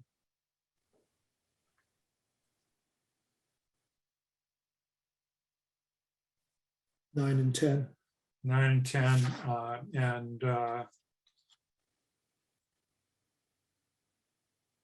yeah, that was it. Possibly 3, he said. And possibly 3, the Essex Tech. I assume there's no comments on those. So are there any comments on other articles that people want to clarify until we go to the article on the room tax? Jeff? Yes, sir. Comment, Article 11. I know it's going to be reviewed again. There's a typo in it. The Pine Street and School Street for School Street needs an R in it. Yep.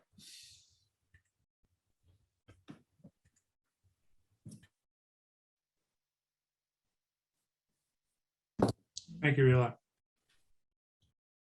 Are you ready Jeff, for is there- comments on the local excise tax? Oops. Oh, never I'm mind. sorry. I'll let Becky go. Liza. Go ahead, Becky. I just wanted to say if there are, simple punctuation typos, do we just correct those later? Yeah, just send me a quick note. I'll get those corrected. I thought that would be not just 1 or 2.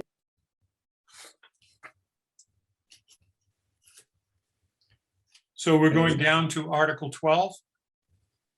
Yep.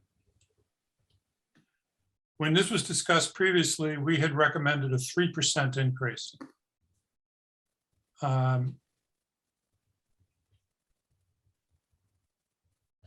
Any concerns or other suggestions besides a 3% increase Nope, or a I 3% rate? It's not an increase since we're setting it for the first time. I still support 3%.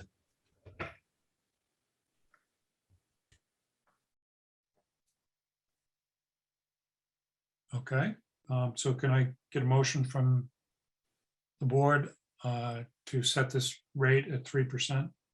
I'll make a motion that we set the tax rate for Article 12, which is the imposition of a local excise tax upon transfer of occupancy of any room in a bed and breakfast at the rate of 3% of the total amount of the rent for each such occupancy. Second. Does that take effect January of 23? Yes. Well, I'd like to discuss that just for a moment. This is just on the rate that the motion was made. It wasn't on the entire motion. Right. Let's vote on the rate and then come back to the January 23 issue. So are there any further discussion on the rate? Okay, let's do a roll call vote. John, Yes, Ann, Yes, Becky, Yes, Eli, Yes. and the chair votes yes. It seems like a long time to delay the implementation of this. And I know that we have multiple seasons, but in terms of short-term rentals, I would like to see this moved up to November 1st. I think that does give the property owners ample time to understand this and set up their books for it. The money is collected by the state and then brought back to Manchester from the state. The reason being that captures the beginning of the holidays. So unless there's a firm reason for going as far out as January 2023, I'd like to suggest that we implement this on November of 22, November 1st.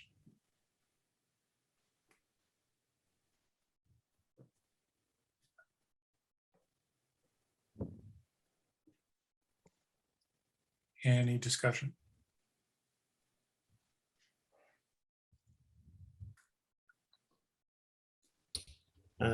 I don't have a strong opinion about the degree to which that's going to impact any existing rentals. I don't imagine that it would, but I certainly can't state that from a position of expertise. I'll just want to confirm that the state doesn't require it to be on a quarter. One of their quarters, start of one of their quarters. But I'll just So confirm. that would be October 1st, correct? Right. Which I assume you wouldn't mind if that were the case. I wouldn't.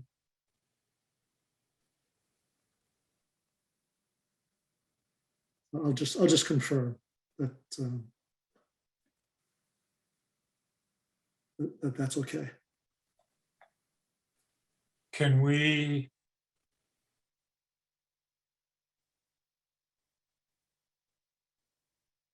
So then we would need to do a final vote on this at our meeting next week. Right. Okay. All right, so we have a rate and I've thrown the date up in the air. And we'll defer the conversation or the vote on that until the next meeting. Yes.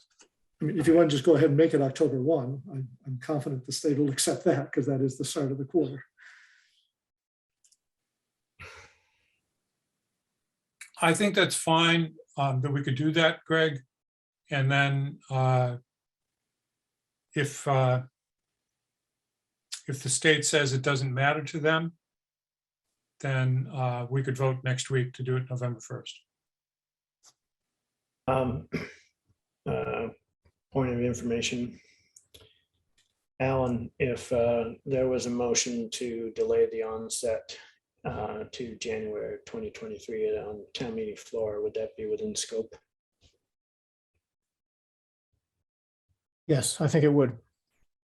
All right, then Jeff, I will support your motion.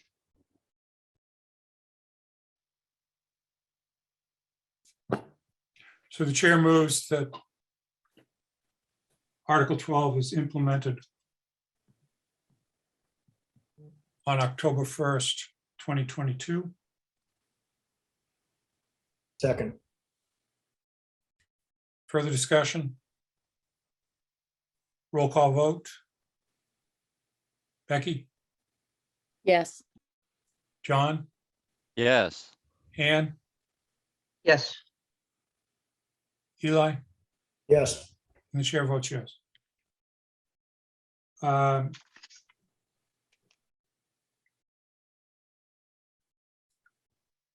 Any other?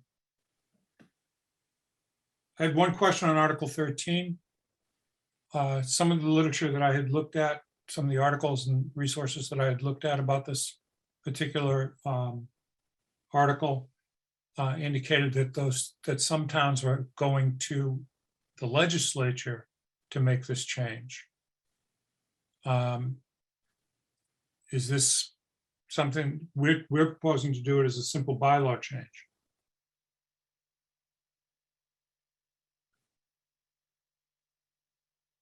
Is that an issue? Town council didn't raise that as a concern. Okay. I can double check with her. Okay, so I would leave it as is, so we can vote tonight. And if town council comes back with an opinion on that that says, no, this would have to be a special act, then we'll have to reformulate the text of the warrant of this article.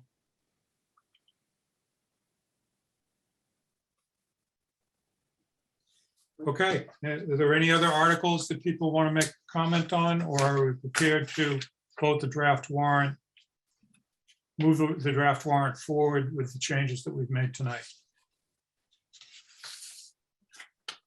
Alan has his hand up. Alan Wilson. Thank you, Jeff. Question, I want to come back to Eli's scope question. So the warrant will say October 1, and the question is whether a motion on town meeting floor to change it to January 1 would be within the scope? January 1 of 2023. Right. So the motion on town meeting floor would move the date later. Correct. Yes. Yeah, I think that's within the scope. I answered it maybe too quickly without thinking through the implications of a motion to move the date earlier, which I think probably would not be within the scope. Probably be illegal anyway. To do a retroactive tax. Well, not to make it retroactive, but to shorten the delay, I think would Yeah, not to be. move it earlier than stated in the warrant. Understood. Thank you. Thanks. So can I get a motion to move the draft warrant forward as the warrant for the 2023 budget and town meeting?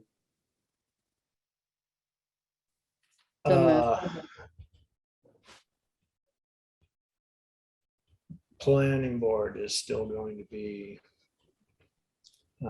talking about their article. Are we going to delay this vote? Right, we may have some fine tuning of Article 11 based on their final work on Monday, the 28th.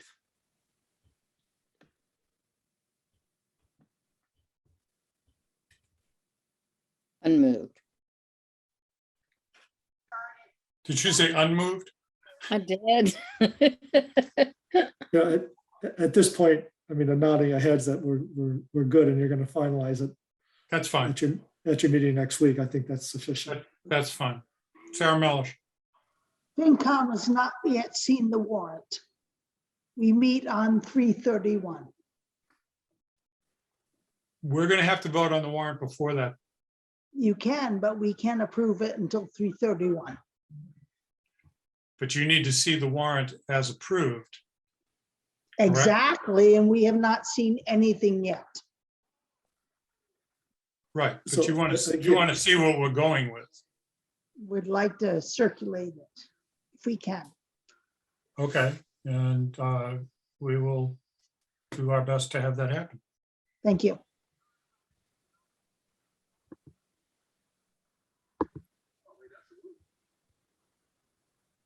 Okay, do we have any further commentary on the annual town meeting?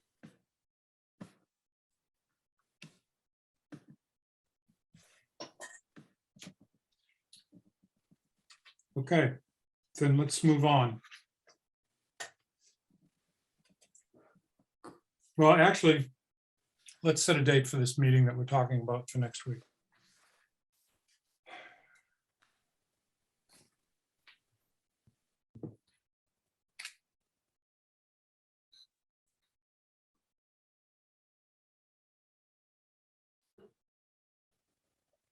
what we need to do in this meeting is to take any changes from the planning board, integrate those into the warrant, and vote the warrant.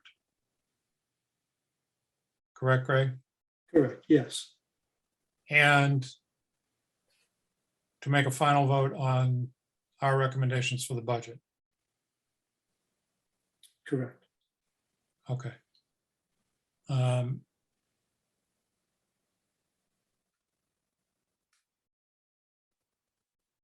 So we would need statements whether or not you recommend approval for each article. Yes. And we would also need to do, we don't need to do the assignments of the articles in terms of who's going to speak on the floor. We do not need to do that next week. No, we have time. Okay. So this is a relatively short meeting. Yes. Okay. Mr. Wilson, do you have any constrictions on your time on Tuesday and Wednesday of next week, No, I don't. other than what we're about to place on you? That's the only one I know about. Okay. Does anybody else have any conflicts? I would prefer not Tuesday. And for me, Tuesdays, the only day unless we do it Wednesday morning. Well, Tuesday's okay with me if it's before, earlier, a little bit earlier, but I have other commitments at 7. And you said this is short? What's, Yeah, the plan, John, was to do this during the day. oh, I'm fine. How early can you all meet on Tuesday? 5 a.m. Thank you, Eli. And after Eli's been awake for a while, how early could you meet?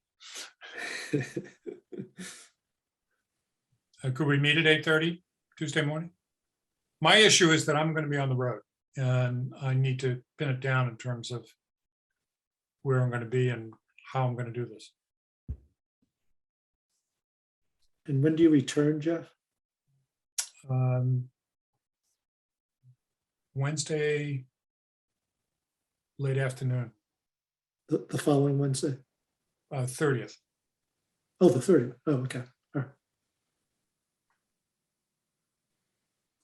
right. I was just trying to get signatures, that's all. Oh, I'll be around for signatures. Yeah, yep.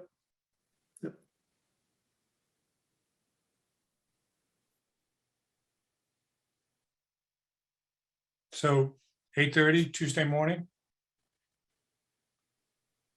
Yes, nod heads yes, if that works.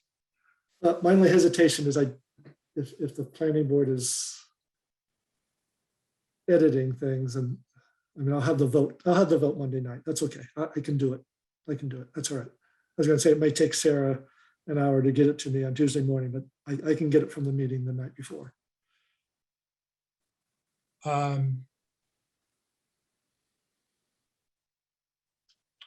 Becky, are you headed into work on Tuesday? Not at this moment. But I'll make it work, whatever. Tuesday. How late do you want to go, Greg? I'm fine with 8:30. Just if that works for everybody, that's fine. 9 o'clock? Will we be doing this? Is it Zoom or? Absolutely. Yes. But we're also going to be doing the final voting of the budget, which typically we run department by department. So 8:30. 8:30. Okay.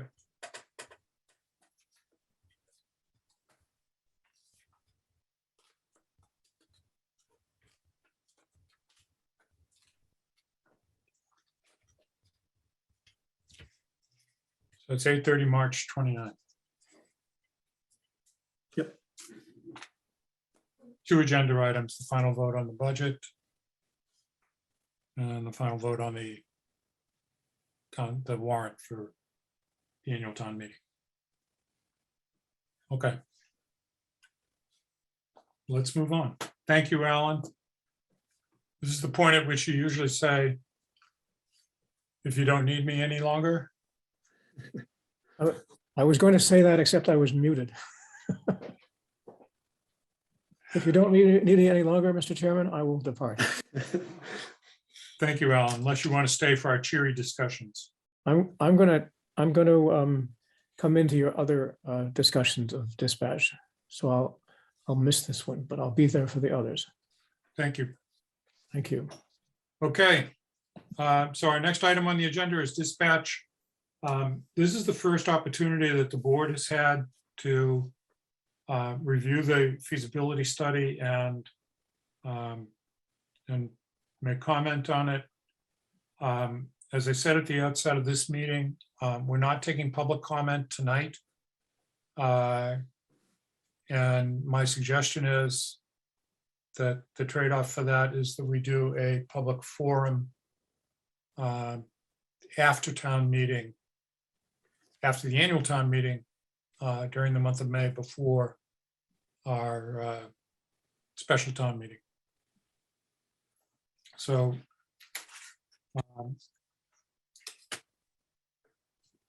But this is online now, right? It is, yes.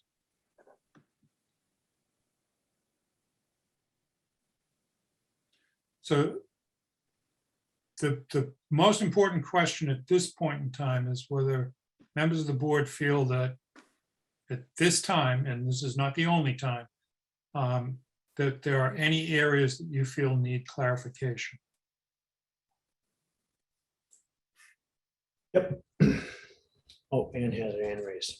I'll put my hand up and go in order. And go ahead. This is actually about the timing of the forum. I understand that we're very busy between now, but I think it would be to our advantage to get our positions, if we have one or two, in front of the voters before, as early as possible. And I think May is going to let this thing percolate in town longer than is good for us.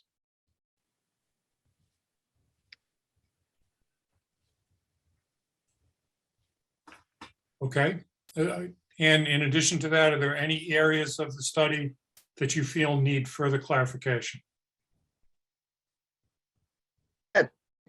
Minor one, there's no reason in the world to monitor channel 9 and the marine radio.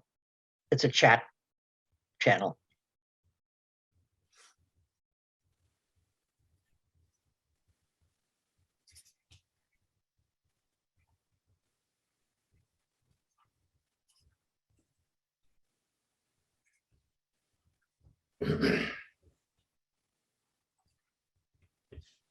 Okay.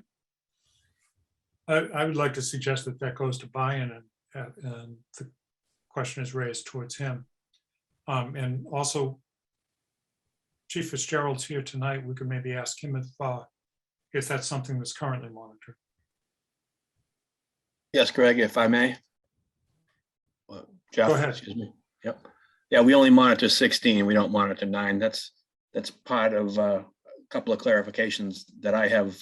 I've gone through this a couple times, and I'm willing to put a document together rather than go through it all tonight. So, in the interest of time, so I can send that along to everyone sometime this week if that's what you'd like.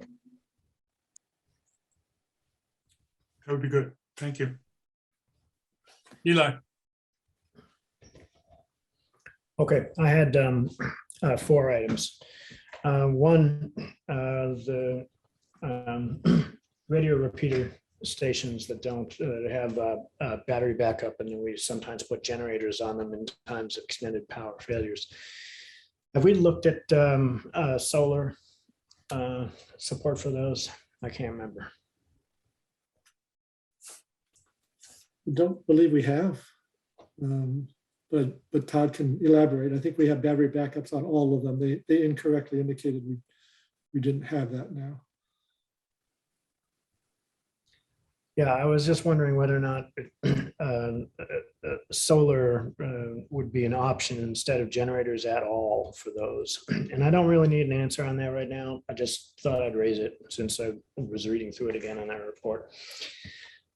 Second, the Swift Reach emergency notification, is that going to be a replacement for Code Red in this option? That's our choice. We don't have to switch over, but they offer a different platform. Have we looked at Swift Reach, and is there any opinion on the differences between that and our Code Red support? Yeah, I'm not sure. Again, I defer to the chiefs on that. Okay, don't need an answer right now, but if that can get folded into whatever comments get written up, that'd be great. Third, data conversion. Can we get some clarification on who's going to be doing the heavy lifting? How much actual effort will be involved on our side, and how much will be involved done by the rec? And I understand that they'll be footing the bill for that, but there's still sweat equity involved, and I'm curious to find out a little bit more scoping of what the actual effort on our side would be. And then the last item was, has pretty much already been covered, a clarification of the marine support, which I think is forthcoming. And I didn't have any other comments right now.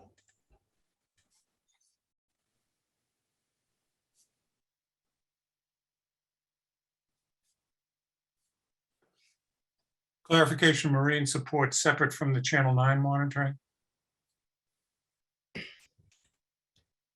Clarification around differences of what the support, would there be any difference in the support that we have right now and support from the rec? And what those and characterization of those differences.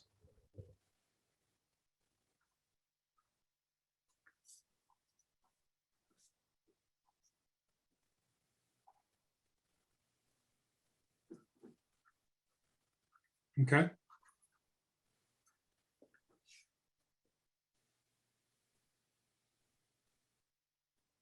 Chief Fitzgerald. Yeah, sorry, I just put my hand up in regards to the radio infrastructure question that Eli had. That was part of my one of my comments, and just want to let you know, I'll send that along as well. Okay. John Round. Yeah, Jeff, I have a couple. Yeah, one was this this Marine Channel 16, and I guess that's going to be answered as to how that might be handled in this proposal. Along those lines, also direct monitoring of alarms, which would not be handled in this proposal. How does that get handled going forward? And I wouldn't expect, maybe Chief Fitzgerald has spoken with them and knows, but I don't know that they would. Yeah, we don't do that anymore. We don't do that. There's nothing that is involved there. Correct. Okay, that's good. I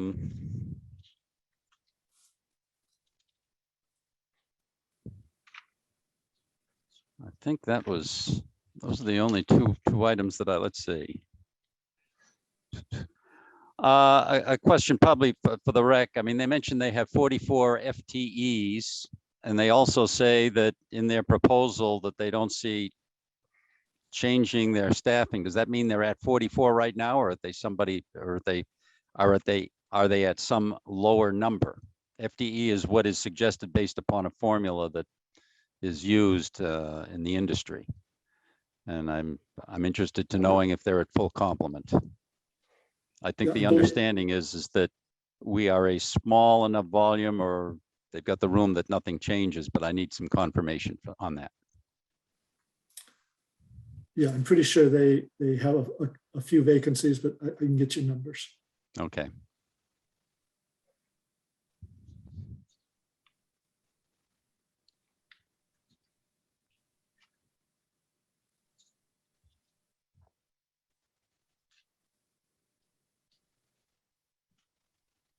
Any other things from you, John?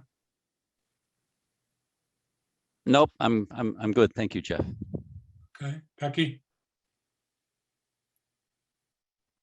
I would like to hear what the Chief Cleary has to offer. Both chiefs actually have to offer up. My questions otherwise have been answered already. Thank you.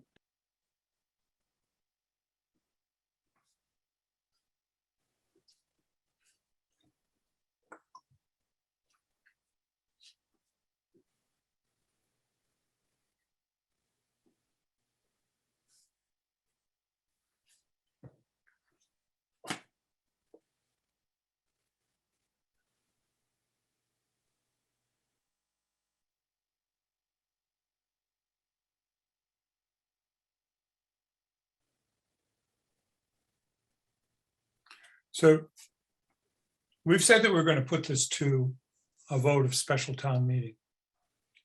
And the question, it's not a question.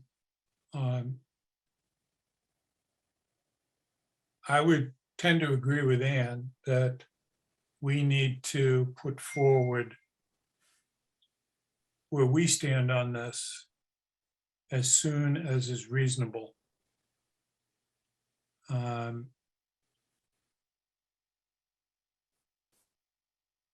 And your suggestion is before a public forum that would be held in May.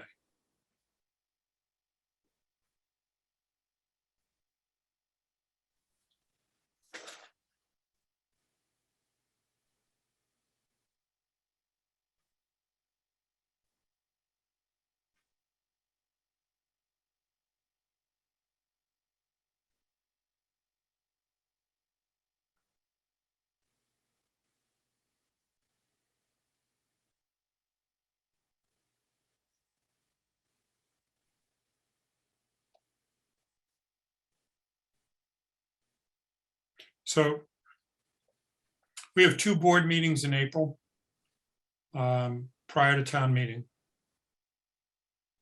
the 4th and the 18th.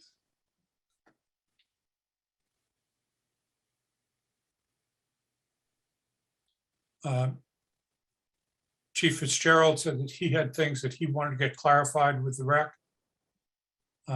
Chief Cleary, do you have anything that you wanted to get clarified with the rec, having reviewed this document? I'm going to go back and review it again. I didn't see any discrepancies from our side. First read through, that was any different than what had been said or what was expected.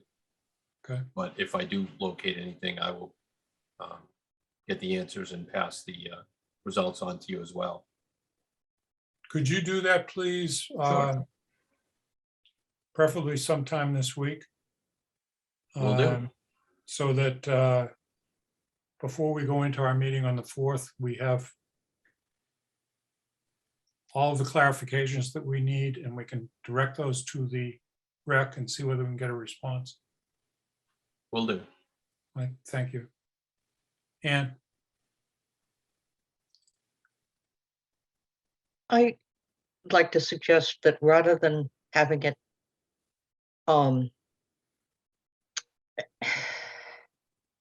at the special town meeting, that we put it on the ballot.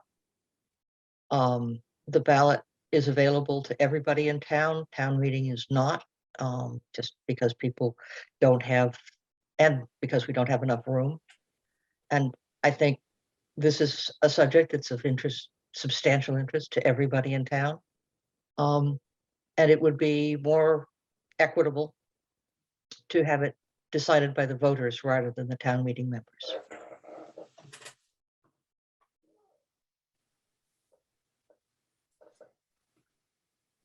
so you would constrain the article at town meeting to whether or not the dispatch should go to a vote of the voters. Yes, would be my choice.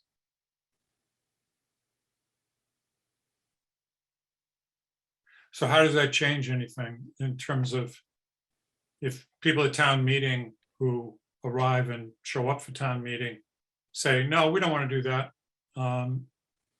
then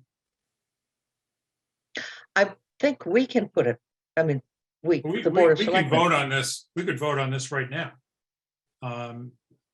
Having done the due diligence of getting this study. We have some clarifications we need. But the contract is between the town and the rec, and the board's responsibility is to execute that contract. So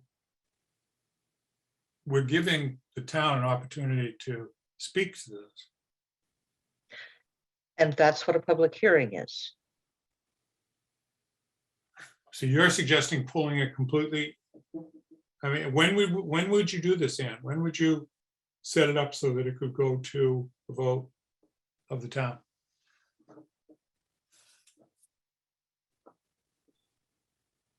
I mean, would you try and do that at our annual town meeting? I think we've already passed that point. And I think what I'm asking is for a second election after the special meeting.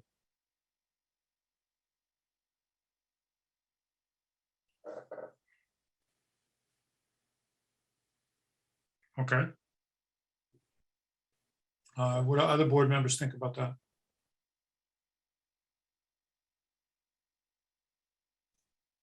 I think that we have enough open positions on the existing ballot that it would be much better to put it into that ballot in terms of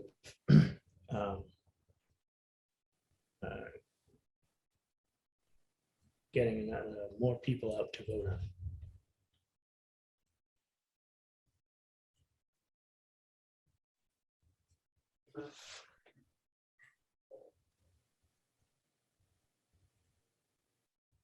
Greg, just a point of clarification.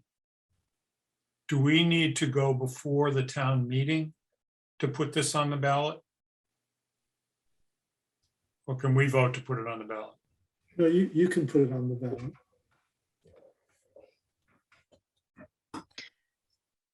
And sorry to interrupt, but I agree with Eli.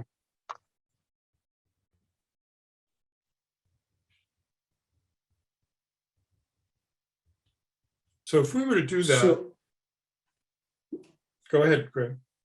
well, I was just trying to ask, what will the ballot question be? Would it simply be the regional 911 center versus in-house, or would it include associated budgets with those two options? My thought is that it would include the budgets. Because if we remain in town, there are significant upgrades that we need to implement. Right. So So I think, I'll have to double check, but I think those have to be done at an open town meeting, budgets. So you would then put it on the special town meeting. You know, okay, the ballot resulted in staying in-house, and therefore we need a supplemental budget to move forward with that, both from a capital and operating perspective. The item on the ballot would be a non-binding referendum, correct? Correct. So the numbers in such a referendum would be advisory, and therefore they would not need a vote by town meeting. Right, so if you want to effectuate that referendum, that non-binding referendum, in terms of a budget, then you would need to go to the special town meeting in June with a follow-up appropriation. I see.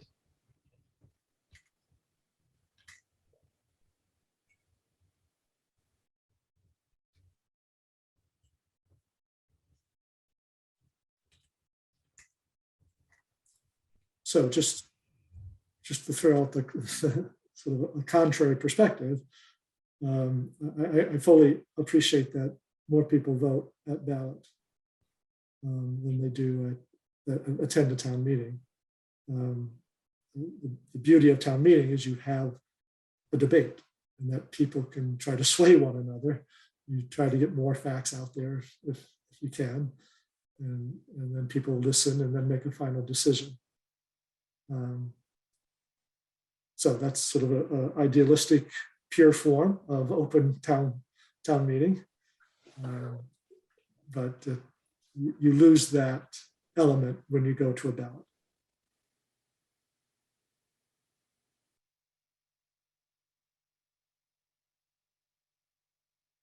But you gain volume at ballot. I fully recognize that.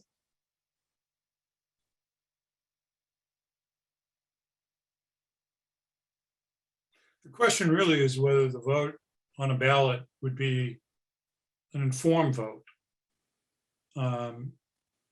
relative to a vote at town meeting. And your hands up. I think that the vote at the ballot we could do a great deal and by having open forums can do a great deal to inform the people, the voters. And I am concerned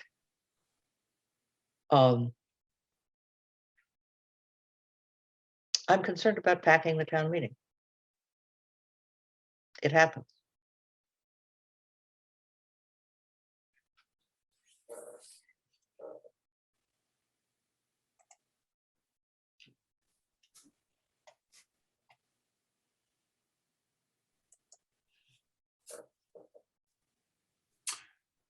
Okay.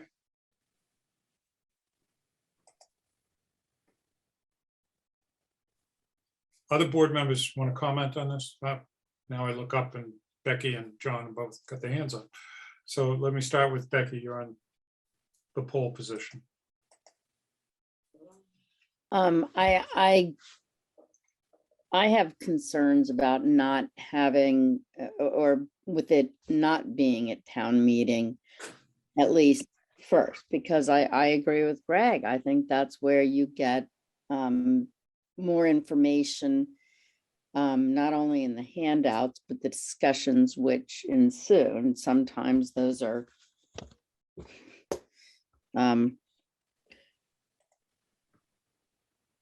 providing better and accurate information, but not always. But I would like to see it at town meeting, if we're going to go that route, town meeting first. And what's the vote that you expect at town meeting? A vote to go to ballot or a vote to recommend? Non-binding vote to recommend. I don't feel strongly that it, if others feel strongly that it goes to the ballot, yes, I agree that you're likely to get a lot more people, and that's what you want. But I still think that it should be a town meeting first for discussion.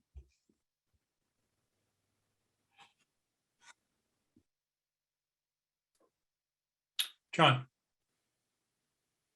Yeah, Greg, you mentioned earlier, you said if it's on the ballot and non-binding, et cetera, in which case the numbers that might be put in the copy would be advisory, that you have to come back with some actual budget numbers at a later date, at say well, this election is in May, so in the town meeting in June, you have to come back with some specific numbers, or what did you actually say?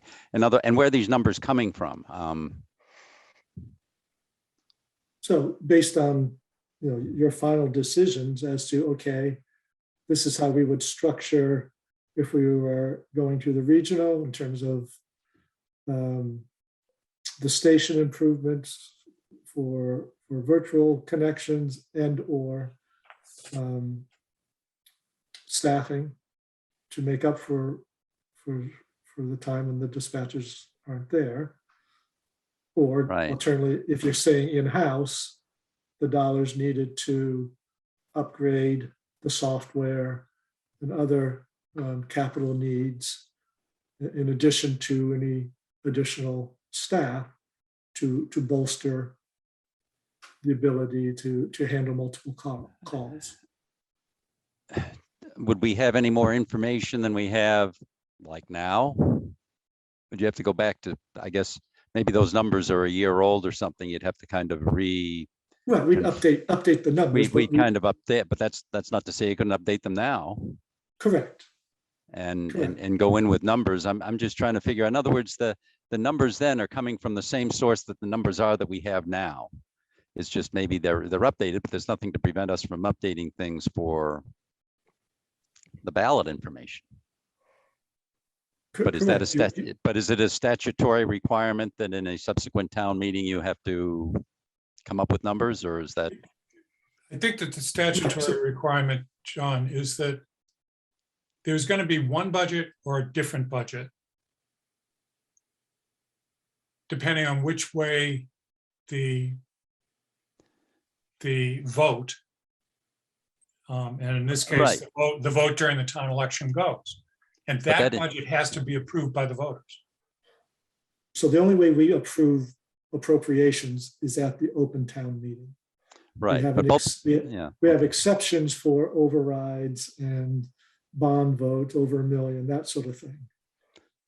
but both of those numbers would be presented to voters on the ballot anyway, and would be known. Yes. Okay, it's just that they have to be, I guess, authenticated or affirmed. Correct. Affirmed at the vote. Okay, so I Yes. understand how that works.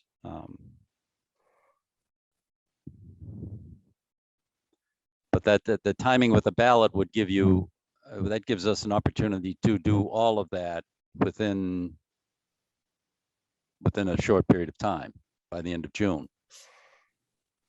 Then the risk is that Yeah. voters don't come forward and vote the budget at the special town meeting. In which case you're stuck.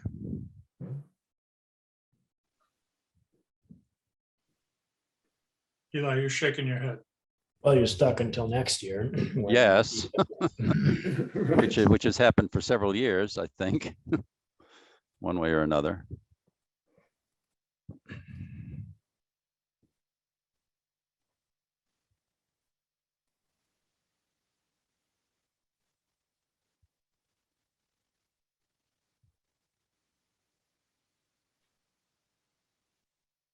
Any other comments on this?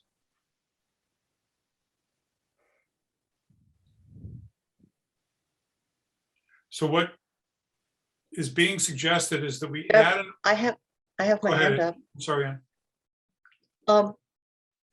If we were to decide at some point to go to the rec, it would take some time to switch over. I think we can work with the budget that we're currently approved, the assumption that it will take most of a year to move if we decide to move. I think the current budget allows us to continue with our current level of dispatch unchanged. So I'm not sure that I understand the budgetary impact in the 23, the impact on the 23 budget. Yeah, it's a bigger impact if the decision is to stay in-house and you want to boost the in-house operations.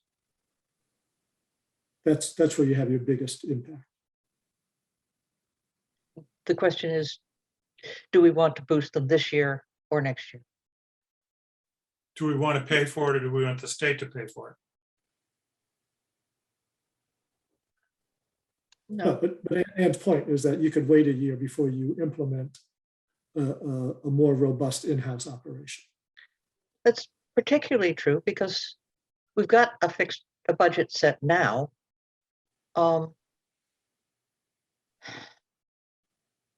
And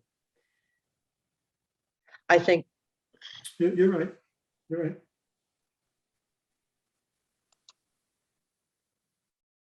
It's not essential that you have a supplemental budget, regardless of the decision.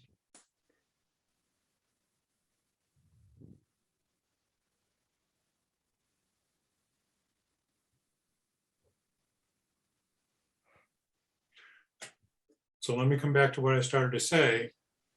What you're suggesting is that we put another article on the warrant for the April town meeting to bring this matter to a vote of the town at the town election in May. if I may, that's not my intent. Or that we vote as a board to do that. That we vote as a board to do that.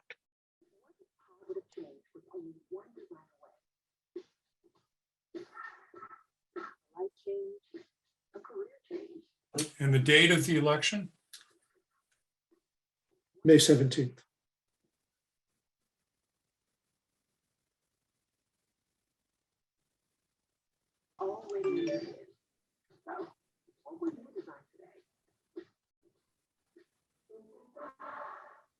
So are you suggesting then, Ann, that we have two public forum before that?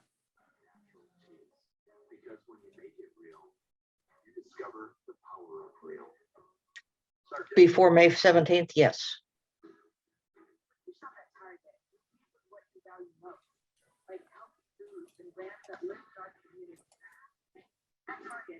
I'm not sure where that background noise is coming from, but I would really appreciate whoever it's coming from, that they would mute while we're trying to figure this out.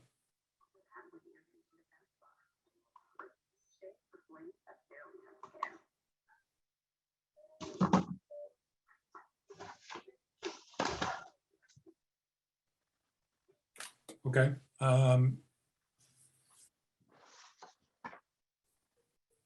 Any other comments from the board?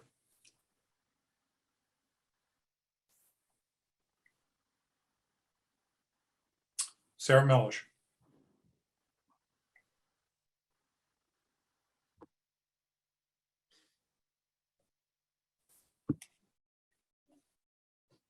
Sarah? Am I mute? Can you hear me? No, you're not, we can hear you now. So our position is we stand with the status quo.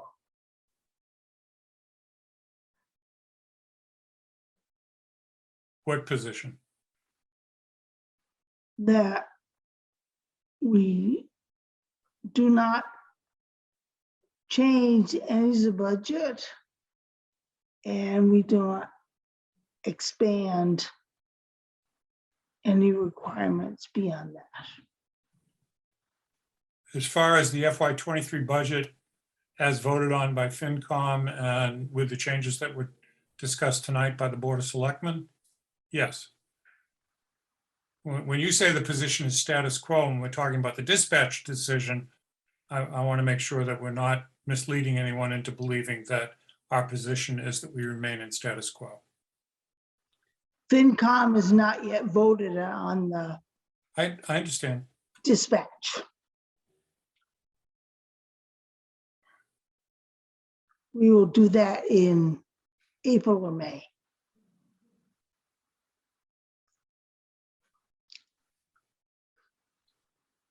Can we ask for an early decision from FinCom? Not before March 31st, Sarah. When would you like it? If we're going to try and run two public forum between now and May 17th, the earlier the better. What date? So mid-April, the latest. April what? April's the long month. Yeah, I said mid-April, so, by the By the 15th. April 15th, though. No later than the 14th. Well,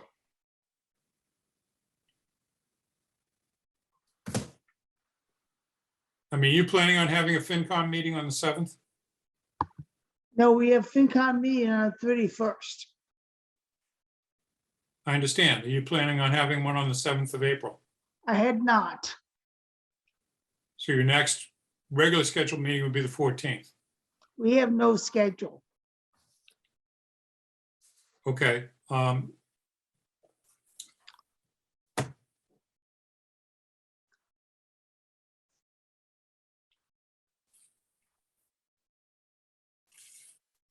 I will try for the 7th.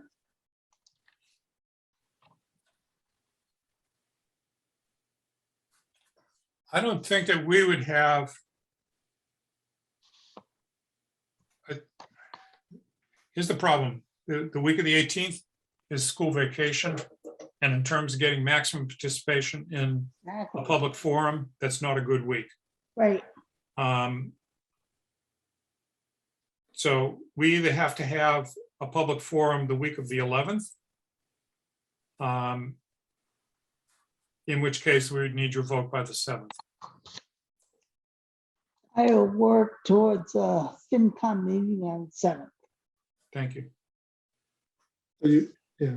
I mean, you could do your forums the last week of April and the second week of May in time for the 17th election, if you had to.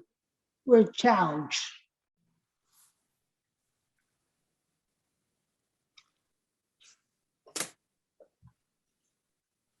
And what do you think about the 28th of April and the 12th of May? Will sound fine to me. Okay, then Sarah, you could go to the 14th.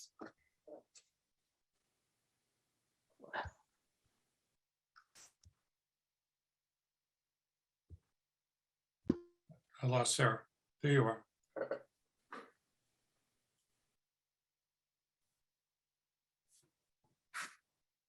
Anybody else on the board concerned about those two dates, the 28th of April and the 12th of May?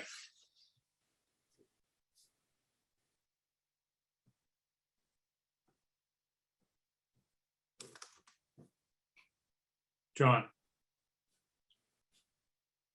Oh. So we go on the 14th? Hold on a second, Sarah. I'm just checking the dates. I'm flipping between. Let's see. What was that? The 28th of April 28th of April and and 12th of May. I can deal with that. Yeah, that's not my question. Okay, your question is?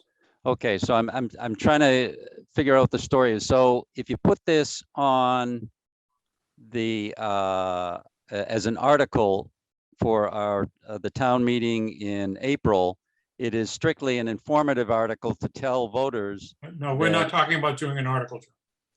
Okay, we aren't. We're going back to the original thing. No, we're not going back to the original thing either. We're talking about a vote of the Board of Selectmen Right. to put this on the town ballot on May 17th. Okay, that's fine. So the article isn't necessarily involved with that. And so it would take it out of the realm of the town meeting altogether. Okay, that's fine, because I was worried about, we're trying to make that meeting shorter, not longer. Okay. Yep. Fine, fine. Okay.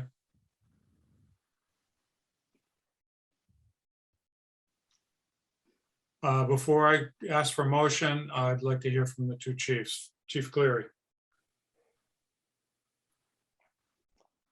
I just like to say that I know this has been going on for about 15 years with dispatch. And I recall during my interview before I was hired, the multiple questions I got about my experience with dispatch, my positions on dispatch, my training in dispatch. I've written multiple position papers that I've submitted to you with facts and figures and codes and standards. We've had several public forums already to this point. You now have the feasibility study that still comes out with a zero cost. And from what I can tell, not much different than was already discussed, other than it's on paper.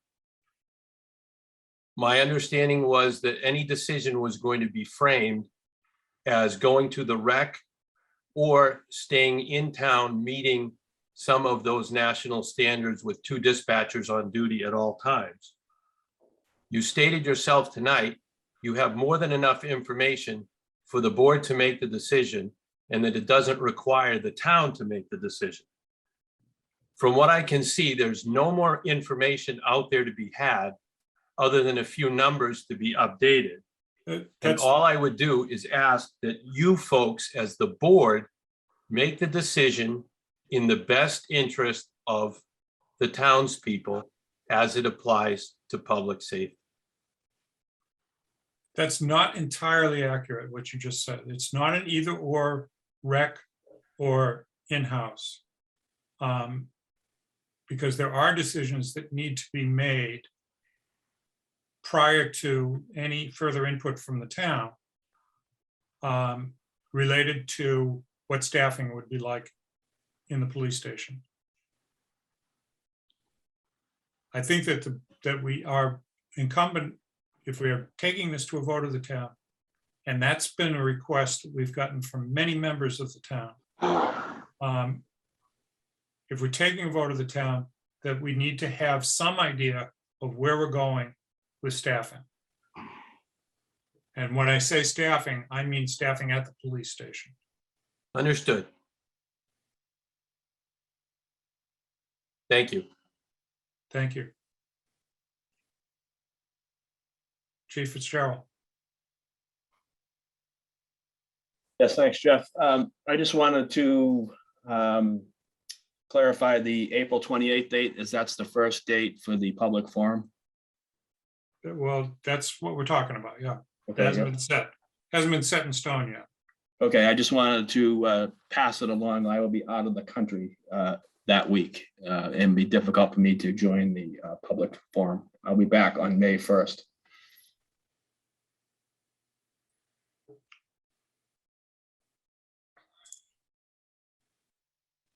Okay.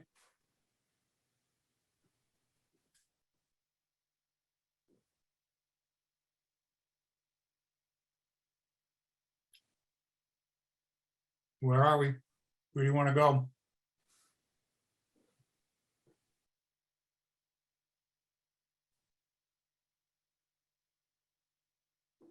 We're going to need a set of motions to get out of this. Or move forward with it, I mean.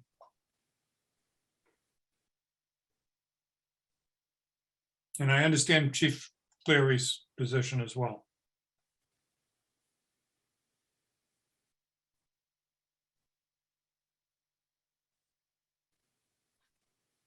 Jeff, did we need two meetings, or can we fit or give everybody an opportunity, or just about everybody an opportunity to attend if they wish with one date?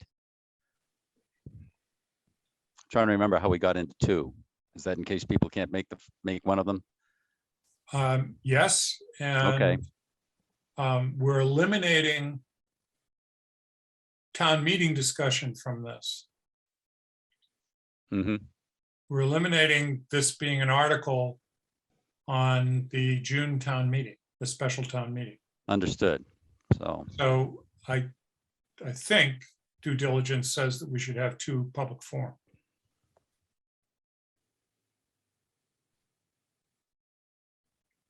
I mean, if you guys disagree with me, I'd like to hear it. I'm just trying to reflect back to the board what I'm hearing from you. Ann.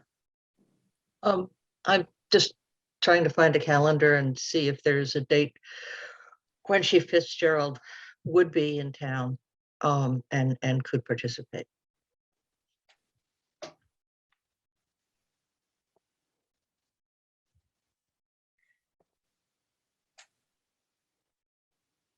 Jeff, if I may.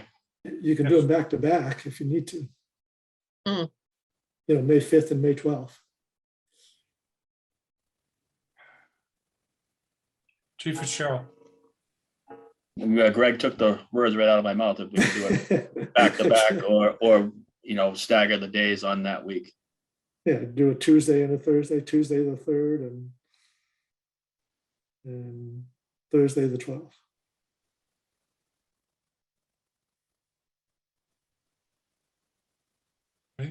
Becky,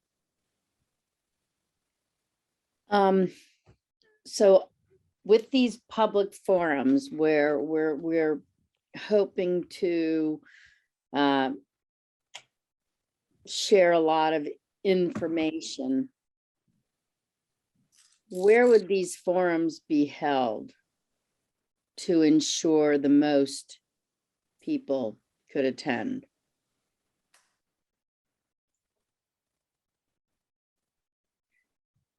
If not at town meeting? I think your Zoom format, either hybrid or all Zoom, either hybrid or 100% Zoom, one or the other. And what are the limitations in terms of numbers? 500.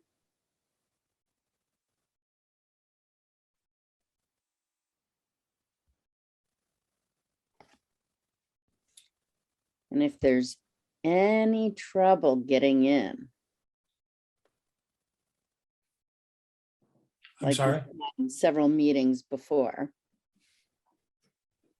you don't think there's any trouble getting in several meetings before? I said, if there's any trouble, which we've had in the past, it's one thing to herd 40 of us. I It's another agree with Chief Cleary, though. We've had multiple forums on this. We've been discussing it a lot. What I would see these forum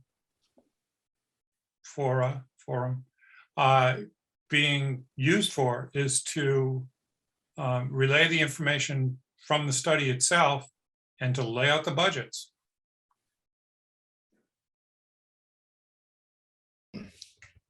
We never went over 200 in the worst of the COVID pandemic and the worst of the 40B public forum. I think the high was about 180. Right. Yep.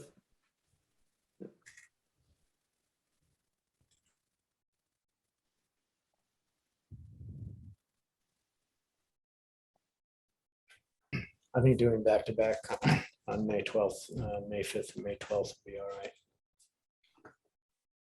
I will not be available for either of those. I'm out of the country.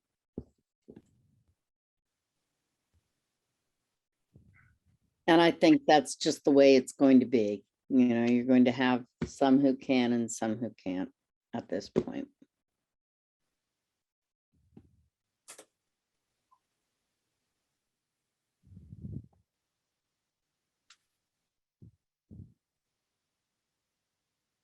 You are leaving May 1st?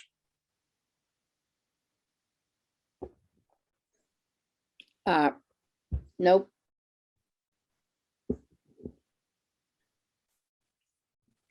I'm leaving on the 30th and I get back on the 14th.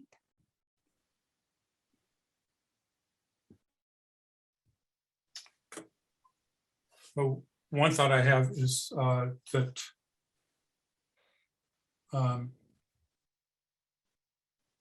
we stick with the 28th. And Chief Fitzgerald could send Lieutenant McCoy to represent him at that meeting.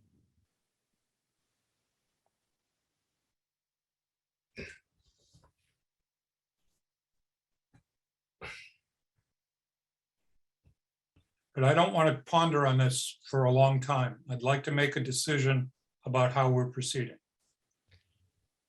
I don't think having a public forum with Chief Fitzgerald not present would be well received.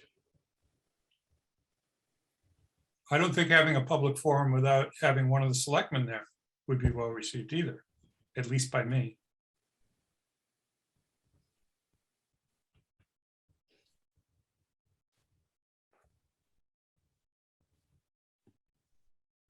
So those would be our options, the 28th with a representative for the police, other than Chief Fitzgerald, and the 12th or the 3rd and the 12th, or the 5th and the 12th, without having Becky there.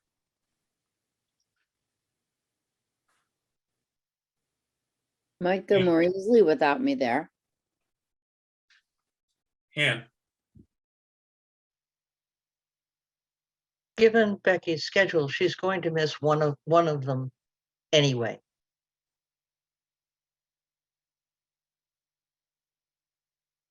yes, I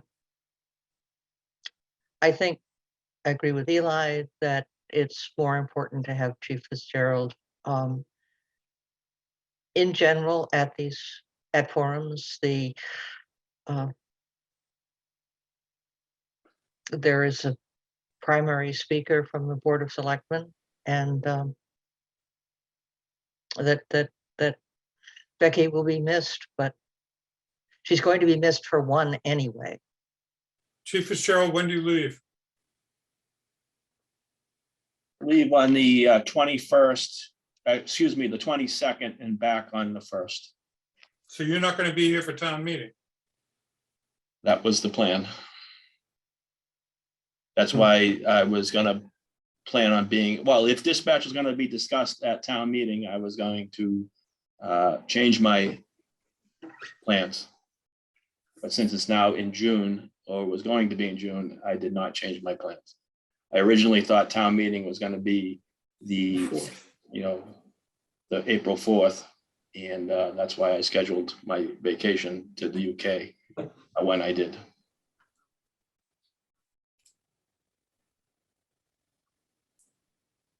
So I know we have a lot of dates being thrown around. You could go back to the April 14th and the Finance Committee can meet the 7th, or they could meet the 12th, potentially, if Tuesday is an option for them. And you could do it the 14th when you have the chief and full complement of select board members. And then go to the 12th, the 5th or 12th. And Becky will be away that one time, but at least is attending the other one. Can I get a motion?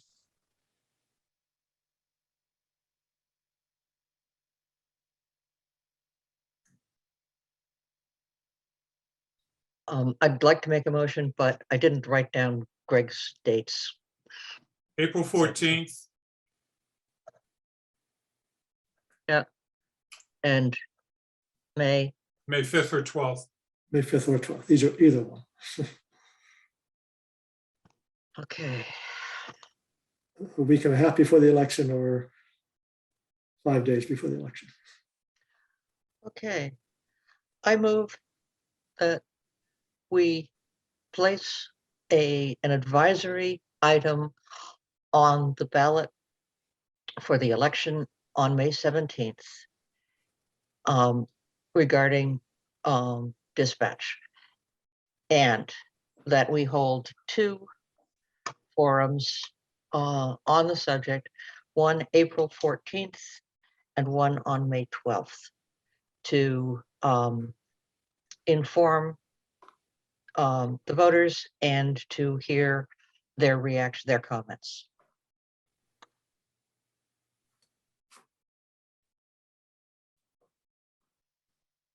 A non-binding? Yes, I certainly meant to say non-binding vote. Second. Okay, so the motion is to place a non-binding vote of non-binding referendum on the ballot for May 17th to move forward with regional dispatch or to continue in the system that we're in. And to hold, go ahead, Eli. Well, she didn't say that. She just said a non-binding referendum. So the the system that we're in is not what we've been discussing so far. What we've been discussing so far is an option between going to the rec or upgrading our existing infrastructure to meet the fire department's needs. So that would be 2 votes. No, it wouldn't be. It would be a bullet item vote where you get to choose between these 2 options on the ballot.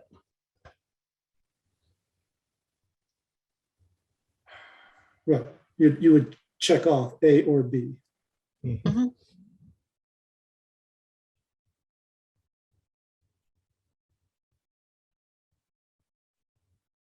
Which Okay, one of the following 2 options do you prefer? okay. Jeff, if I may. Becky, So we're talking about putting a non-binding vote on the ballot. What will we do with this non-binding vote?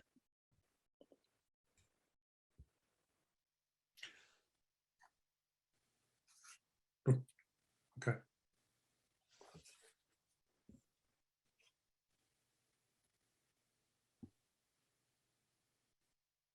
The same thing we would do with a non-binding vote at the town meeting. Not be bound. You take it under advisement and the voters would expect it to steer your ultimate decision.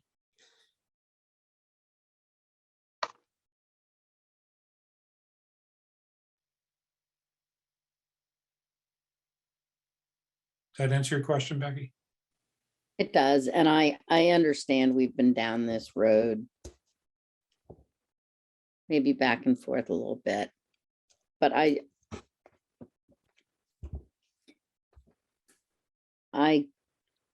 feel that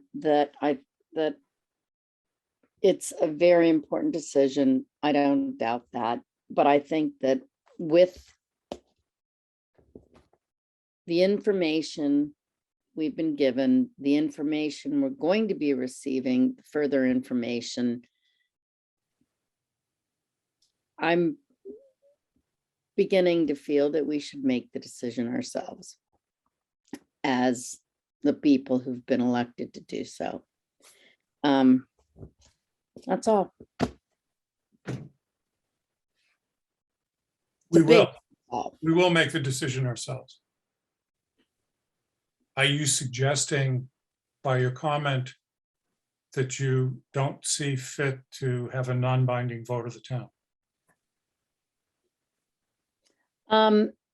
That's up to you. It's not that I would disregard whatever, that's not at all what I'm saying. I just am concerned that the proper and full information gets out. And I know that's always the hard part. That's always the hard part. So I won't hold this up anymore. I've said what I wanted to say.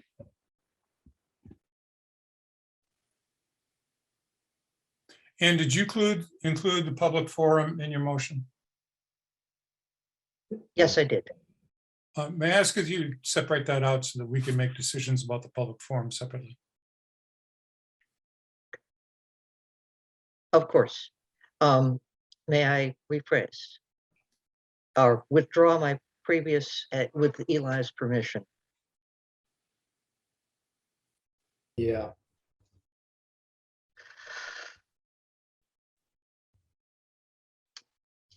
I move that the Board of Selectmen place an article on the ballot for May 17th for a non-binding vote on the future of dispatch. Second.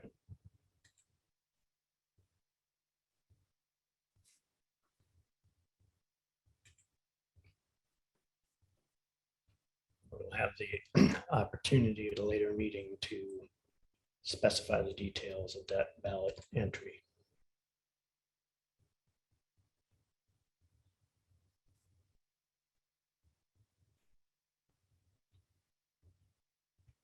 Further discussion on this vote?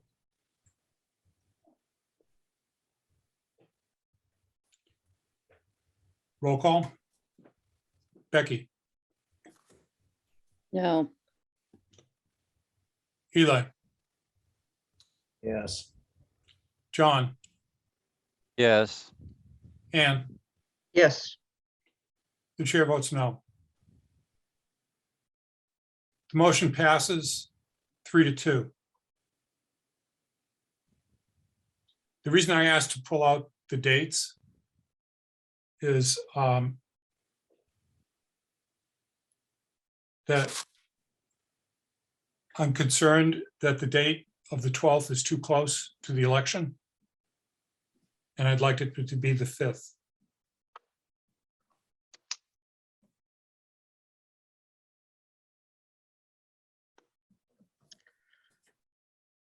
I move that we hold forums on,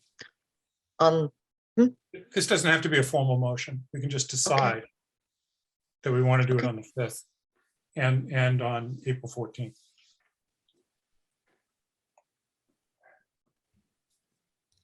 Any discussion? okay. Sorry, Eli. How do we decide with a, Because it's a scheduling decision. It's not necessarily a full motion. If you want to go to a motion, fine, go ahead. I just want to get this discussion done with. It's almost 9:30. Motion's a quick way to do it. You could do it, Ann. I move that we hold forums on the question of dispatch on April 14th and May 5th. Second. Moved by Ann Harrison and seconded by Eli. Any discussion? Roll call vote. John, Yes. Eli, Yes. Ann, Yes, Becky, yes, and the chair votes yes. Okay. The last item on our agenda, well, no, not the last item, but the next item on our agenda is the cemetery additional plots. Greg. So we've been working with a consultant on our different cemeteries and our ability to create additional plots. We are running out of available plots. Basically, we are down to single plots at the Pleasant Grove Cemetery. There is an opportunity to create a section. We can create an additional 70 plots. It does require removing trees and creating space for additional graves. In your packet, there was a sketch of that area. And the DPW would like to move forward with creating that space for additional plots and seek your approval to do so. I mentioned earlier in the meeting that the study takes a look at other areas and other cemeteries, Pleasant Street Extension, for example. However, this is the easiest and quickest area to expand, and the DPW felt that this would be the first request to make to you. So it's that triangular shaped area that is behind one of the homes along Pleasant Street. And like I say, it can hold about 70 new graves.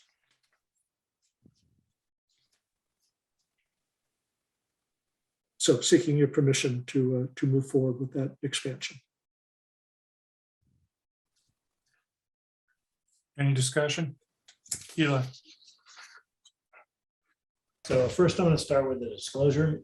I am in a butter to that area of the 70 new graves. But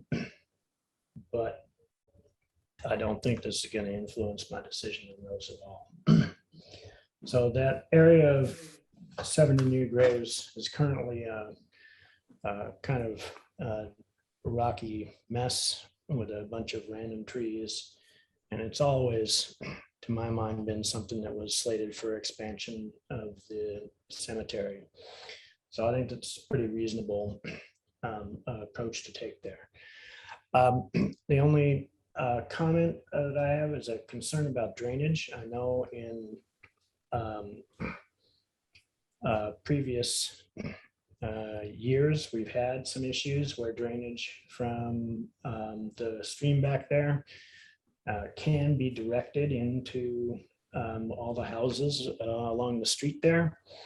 And I would request that when we arrange the rating and setup of that area, that we account for that and try to direct the drainage elsewhere. Second, the design that was presented to us has two areas for cremains bordering the driveway, the drive going into the cemetery. And I have some concerns about that, both with respect to whether or not trees would be removed. And it actually represents a closer wrapping of actual grave sites around residences than we have anywhere else in that cemetery. And I think that we're going to hear from members of the public on this, but I don't think that that aspect of this has received much vetting in the public so far. Oh, I raised my hand. So anyway, those are my comments on this so far. Do I do that? Right, so for this evening, we're just seeking permission for the 70 grave spot, that triangular area, not the cremain expansion. Becky? Greg, where are first of all, looking at the 70, approximately 70 graves, when I'm looking at the layout of the other graves, does each box represent a grave plot? It represents 4. Thank you. I was wondering how on earth you were going to fit that many in there. Yes, understood. Okay. And so I guess I didn't understand we weren't looking at the cremains areas either, because that would have, I think,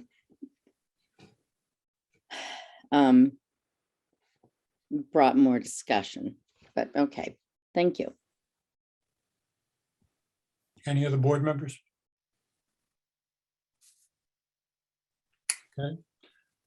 Leslie Nikowitz, could you please state your name and your street address, please?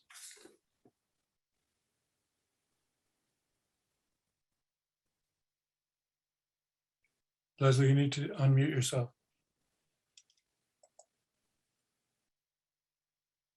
Sorry. Can you hear me now? We can hear you now. Okay, I'm Leslie Nikowitz, 117 Pleasant Street, Manchester, Mass.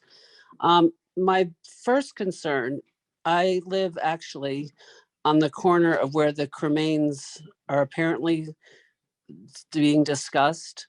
The other area where you're talking about, which is, we've lived here 22 years, the other almost 23. The area which you're talking about directly behind the Ramseys, adjacent and abutting Eli's house. Why aren't we seeing any pictures of that on this meeting, first of all? And second of all, why haven't we been notified as direct abutters?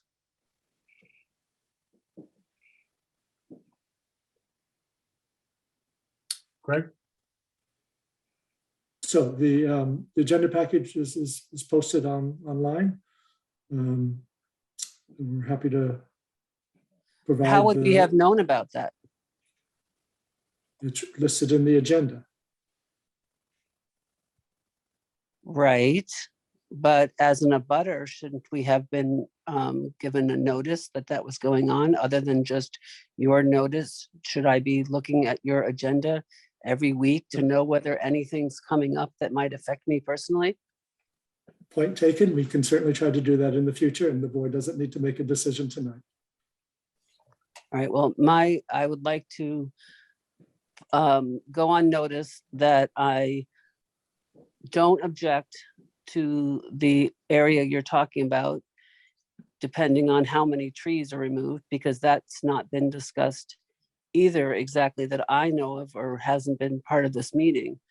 But if you're also talking about trees being removed for the cremains areas on either side of the driveway coming off of Pleasant Street, there is a beautiful, or if not a couple beautiful old sugar maples and some other trees that are highly valuable trees, as well as the cremains directly abutting my fence on both sides. So the cremains area is definitely an area I'm and my husband are more concerned about, as are the Ramseys, who Heather Ramsey is next door. And she was one who told me about this. And I've been on your meeting for the last several hours waiting for this discussion. And I think it's important to think about not just adding more space, but also what you will be affecting to the current space that surrounds this area in terms of trees.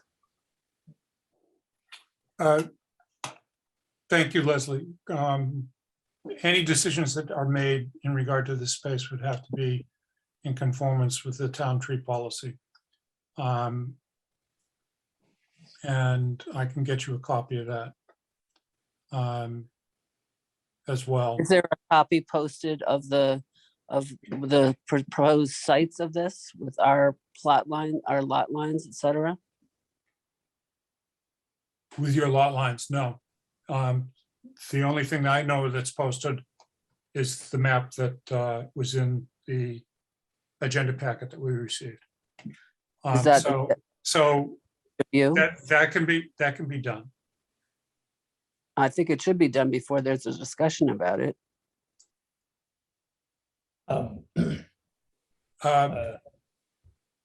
Before there's a decision about it, for sure. Jeff, can I clarify? Sure, go ahead, Eli. I think the town administrator did already say that for tonight, we're not going to be making a decision about the cremains areas. We're only talking about that triangular area behind the Ramseys and abutting my property. And the cremains, any decision about the cremains area would be a separate later discussion. Correct, but there still are a lot of trees in that zone too. And the town has been dumping sand and other various materials that when they dig graves, et cetera, in that area for a while. It was much more of a depression at one point over the last 22 years. So there have been a lot of material dumped into that area, but there are also a lot of trees. So I think before they decide to move forward, I'm not necessarily personally against that going in there, except what it will look like when it's done, which could be a lot more trees being removed. Okay. Leslie, Heather Ramsey has also got her hand up. If it's okay, I'd like to hear her comments about this. Thank you for your input. I really appreciate it. Heather, could you please give your address? I think we know what it is. Yes, thank you. Give it for the record anyway. Heather Ramsey. I'm the property owner at 101 Pleasant Street in Manchester. Okay. And I have a few questions. I have known that the expansion was a possibility and a upcoming, fairly recent or pending possibility in that area directly behind my fence and back property line. Like Leslie, I have concerns about the cremains section, but I'm happy to hold those thoughts and questions until that comes up for discussion. But for now, I do have 3 questions I'd like to ask about this expansion. One is there a buffer zone between the graves and the property line? In other words, how close will the graves be to the abutting property line? There is a buffer. I'm sorry, I don't know the dimensions, but I can certainly get that for you. That would be great. And I also would like to receive a copy of the tree policy at some point, please. Okay. Related to that question is, will there be trees planted between the graves and the abutting property lines? Will there be any kind of physical barrier there to allow for privacy, both for us and our property, but also mourners who may be coming to visit the sites? Again, I believe that the plan was to plant trees and various plants along the perimeter. And let me get more details for you on that. And then Leslie, sorry, Eli has already lifted this up a bit, and I'm concerned about the drainage, because if you look at the level at which the sites behind the expansion place spot, they are significantly higher than my yard. And so unless there is some unique and creative regrading, I'm concerned that it would create drainage issues and flooding that are not currently an issue in our yard. So I didn't know if there's any insight yet about that or conversation about that.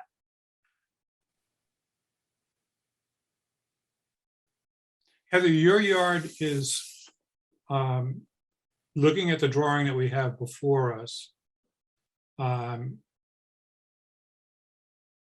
is your yard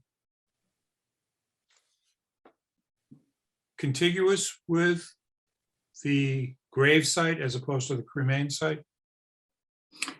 So my property would be abutting the cremation sites on the right-hand side of the entrance, as well as the expansion area that's being discussed tonight. So it would, and the expansion site covers the entire back property line, my backyard. Okay. So this expansion, I'm not objecting to it. Obviously, it's the cemetery's property. I understand the issue. My concern is how that impacts our privacy and the drainage. The drainage, the issue around our backyard. I don't want to have a flood every time it rains because drainage wasn't taken into consideration.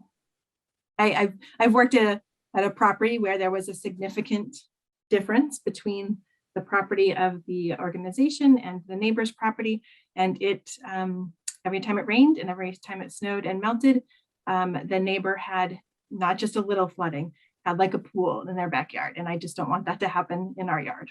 Sure. Okay. Do you have any other comments or questions? Because you've raised some very significant points. I do not. My only other more of a point of order is who needs to have my email address to be in contact? I know Eli has it, but are there others that need to have that so that they can be in touch? You could send that to the town administrator. Okay. Thank you. Thank you very much. Becky? Thank you. I just wanted to follow up on the comment about notice to abutters. Is that not something that is typically done? I'm just curious, is it different when it comes to town property? Well, there's no formal permitting process here. So, but I understand the preference for having that done. It's a fair point. It's a fair point. Okay, I was just curious how that worked. All right, thank you. That's all. Okay, Eli?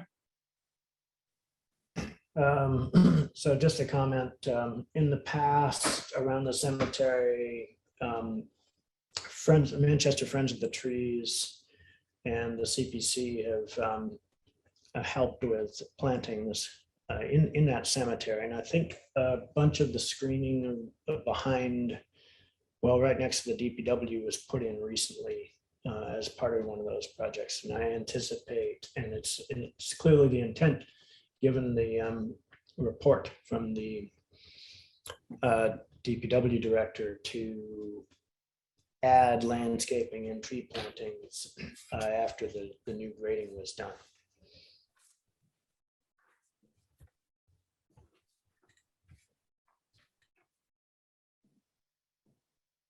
Do we know if the consultant who did the analysis considered the drainage issues that are being raised by the abutters?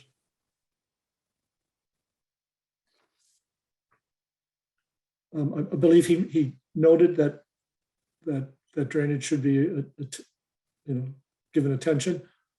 I'd have to check with Chuck on those details. Okay. Leslie? Yes, I wanted to add a little bit more to the drainage discussion, because that is right. I know you're not talking about the cremains as yet, but there is a drain directly behind my fence in the area where you're talking about putting some of the cremains. We do have a sump pump that we put in after the Mother's Day flood that has gone off twice since then. And as does the neighbors to the left of me. On the other side of me, the Ramseys and I are adjacent with the driveway in between. So I'm concerned about not just the tree removal in the area you're talking about, but the drainage there as well, because I wouldn't want anything to shed towards my way either. There is some regrading that we're planning on doing in our yard, specifically because it does become an ice skating rink in the wintertime. So, I mean, there are issues, water issues, and there are drains that exist in the area you're talking about. So, for the Are you talking cremains. about drains on your property, Leslie, or are you talking about? I'm talking about the drain on the cemetery. There's a drain on the cemetery, in the cemetery's property, that is actually higher in elevation than my property. And it's directly behind my yard, behind a tree the cherry tree that's already kind of dying. And I know there's been, we have had some issues of flooding in the past that are related to like really high water tables when it's been, the 500-year flood, which may never happen again or could happen tomorrow, who knows? But I think that there are, this area, my point is that this area is not free of drainage issues and water problems. Okay. So what I'd like to suggest is that I'll make sure that Nate and Chuck contact both Leslie and Heather and any other abutters and do a detailed site walk so that we are catching all these details. Okay.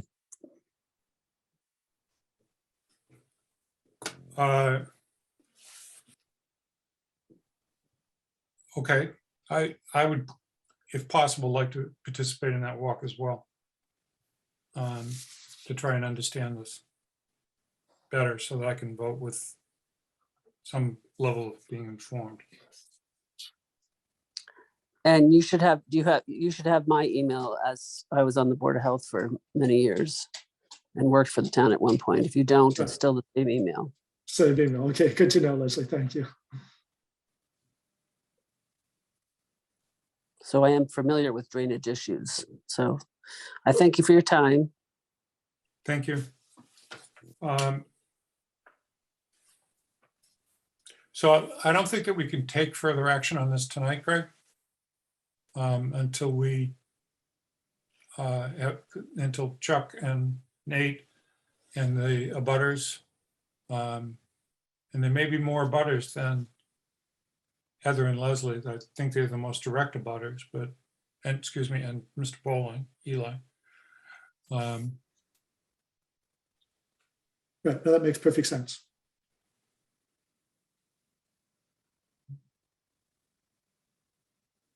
So we should move this forward to a future agenda. And also, Jeff, the abutters who are, if you're facing the cemetery, the abutters to the left of the Nickwitzes. Is that the cars? I don't know. Anyway, they're for the cremains, but I'm just, in general. Yes. I mean, where it wraps around. That's Yeah. the Rizicos. Thank you.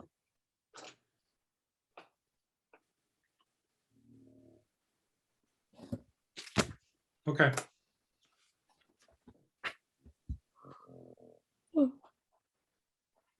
It's now 9:48. Our next agenda item is BOS policies.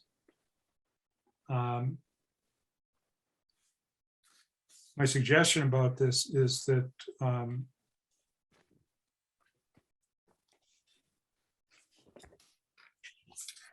that we, since this is second readings on recordings,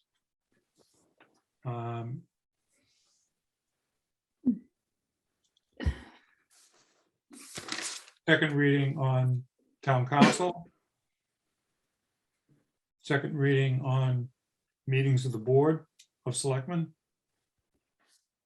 and second reading on the use of town hall.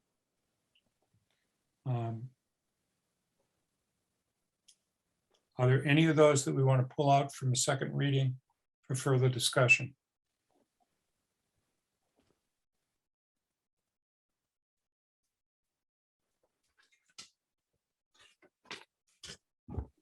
If you're comfortable with that, I'd like a motion to move each of those policies to affirmation tonight. And I'd like to pass over reading public hearing procedures.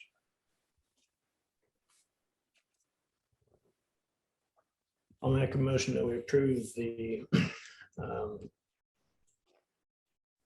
recordings of board and committee meetings. I'll make a motion that we approve the following 4 policies: the recordings of board and committee meetings, the use of town council, meetings of the Board of Selectmen, and use of town hall. Second. So we've officially renamed the policy on erasing tapes as the recordings of board and committee meetings. Correct, Ann? Yes. Thank you. Okay, so we have a motion from Eli and a second from John. Any discussion? Hearing none, roll call vote. Becky, Yes. Eli, Yes. Ann, Yes. and John. Yes. And chair votes yes. Any objection to passing over the first reading of the public hearing procedures? No. Okay. We then have the consent agenda. The minutes from 3/7 and 3 special events. The Easter egg hunt at Masco on 4/16 from 9 to 11 a.m. The kids ride on May 21st from 9 to noon at Masco. And the half marathon on September 25th. That's to give you enough time to prepare for that. 10 to 1 at the high school. I have a few things to pull out or Go that I ahead. have questions on. Go ahead. I just want to pull out the Pan Mass Challenge ride. There was a lot of stuff that I found unable to really read, And then there were several items where it, and where they were Xed, and then it said, see attached. And there were no attachments. Okay, And I know Cheryl vetted these, but I just, if we're signing off, well, we're acknowledging receipt of them. So if we go to page 5 on the Pan Mass one, the first C attached, I really got to get these glasses things sorted out.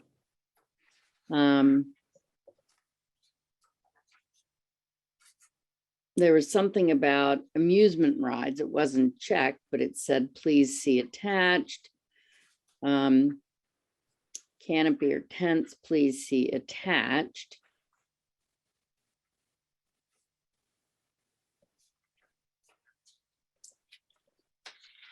And also the description of the event setup.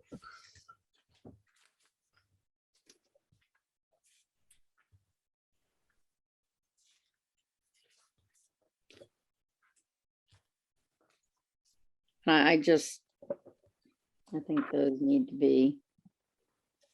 Also, who verifies that the appropriate amount of insurance is actually that the receipt of insurance to release the town from any liability? Who actually collects that? Right, Cheryl follows through and gets those insurance. Yeah. I figured as much. Those were the questions I had on the Pan Mass Challenge one, and then on the half marathon. And this is kind of, but it just says that they're putting in porta potties. And when it says, if you are, then who's providing the units? It doesn't say anything. So, I mean, these are just crossing T's, dotting I's, I suppose.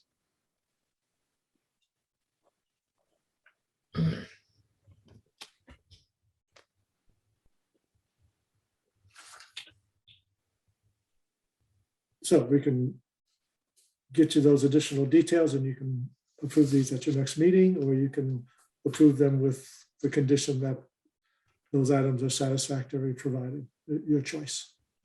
I would do that, the latter. On the half marathon, I would do the former, actually. The half marathon doesn't include the route. half marathon doesn't include what, Leah? The route. The route. Although didn't it say it was at the high school? That's where it starts and finishes. Okay.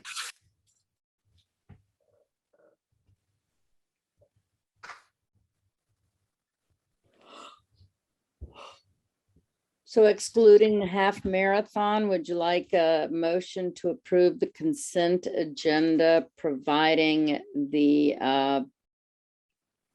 Cape Ann Pan Mass Challenge Kids Ride fills out, or rather attaches the appropriate attachments that they said see? You want those distributed to the board? I don't need to see that. I think if, you know, as long as that is, it's, I don't think it's anything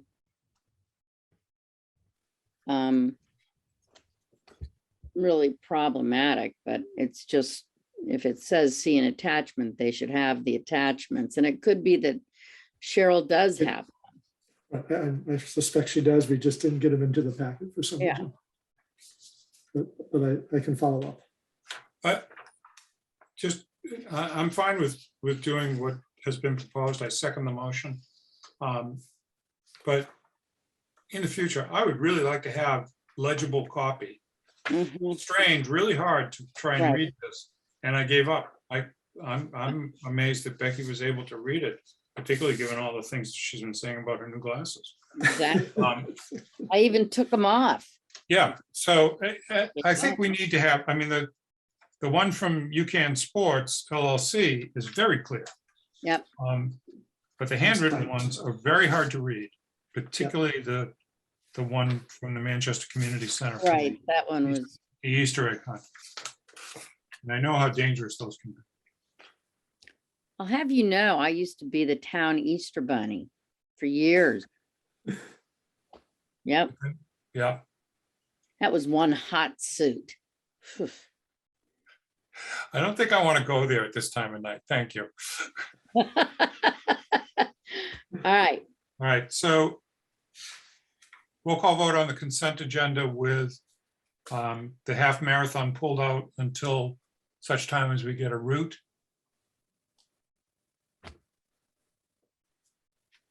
Ann, Yes, John, Yes. Eli, Yes.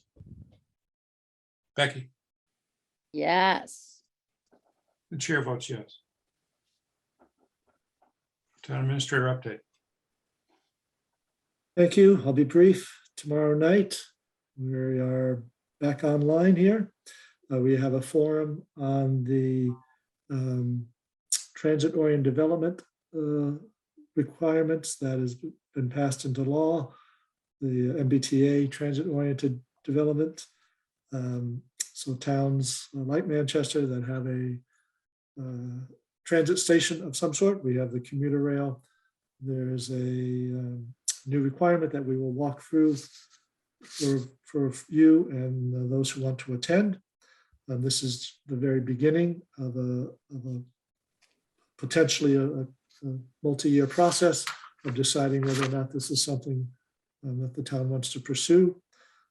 Is it a way that we can use it to advance some of our housing goals or not? And so we will provide those initial information on it and decide how to best proceed from there. It's something that you can ask the planning board to take a much deeper dive going forward. But it is a requirement to hold this initial public forum to explain the basics of what the new law is trying to establish. And we will provide some context for what it might mean for Manchester. So that's tomorrow night at 7, and we go from there. Also, in terms of the village, I just wanted to give an update on some of the work that the Downtown Improvement Program Committee has been working on. Jeff indicated earlier that they will be participating in what is hoped to be a fairly extensive parking study of the village core area to determine how parking currently is operating and are there ways to better manage the parking that we have and what suggestions might arise from a study of current practices. They are also getting underway with their phase 2 of improvements. Phase 1 being the Beach Street area with the lighting and the sidewalk improvements, looking now towards Central and Union Streets from Beach over to Pine, and then also further down Beach to Tappan and further out Summer up to C Street. We're fortunate through Senator Tarr's help to receive some state funding to develop some preliminary plans, and the DIP will be reaching out to abutters and also holding future forums on some redesign possibilities for those areas of town, and trying to develop some engineering plans that if gain wide acceptance and momentum, then we might be able to apply for some of the new infrastructure dollars that are being made available. And they are also looking at ways to provide public restrooms in the village area, and will hopefully be coming to you with some recommendations on that. And again, as Jeff indicated earlier, they can help look at some outdoor dining interest and possibilities. Though our narrow streets and sidewalks make it pretty challenging to provide that outdoor dining experience without taking up parking. So stay tuned on that. So they're underway with a full plate of activities, and we'll be hearing more from them over the coming months. So that'll do me for tonight. Any questions about Greg's report? I just want to clarify, because it came as a wake-up call to me, that that survey that was referenced about the parking is only going to be for abutters of the downtown, basically the core village area. It's not going to go out to everybody in town. Okay. Any further business that was not otherwise anticipated?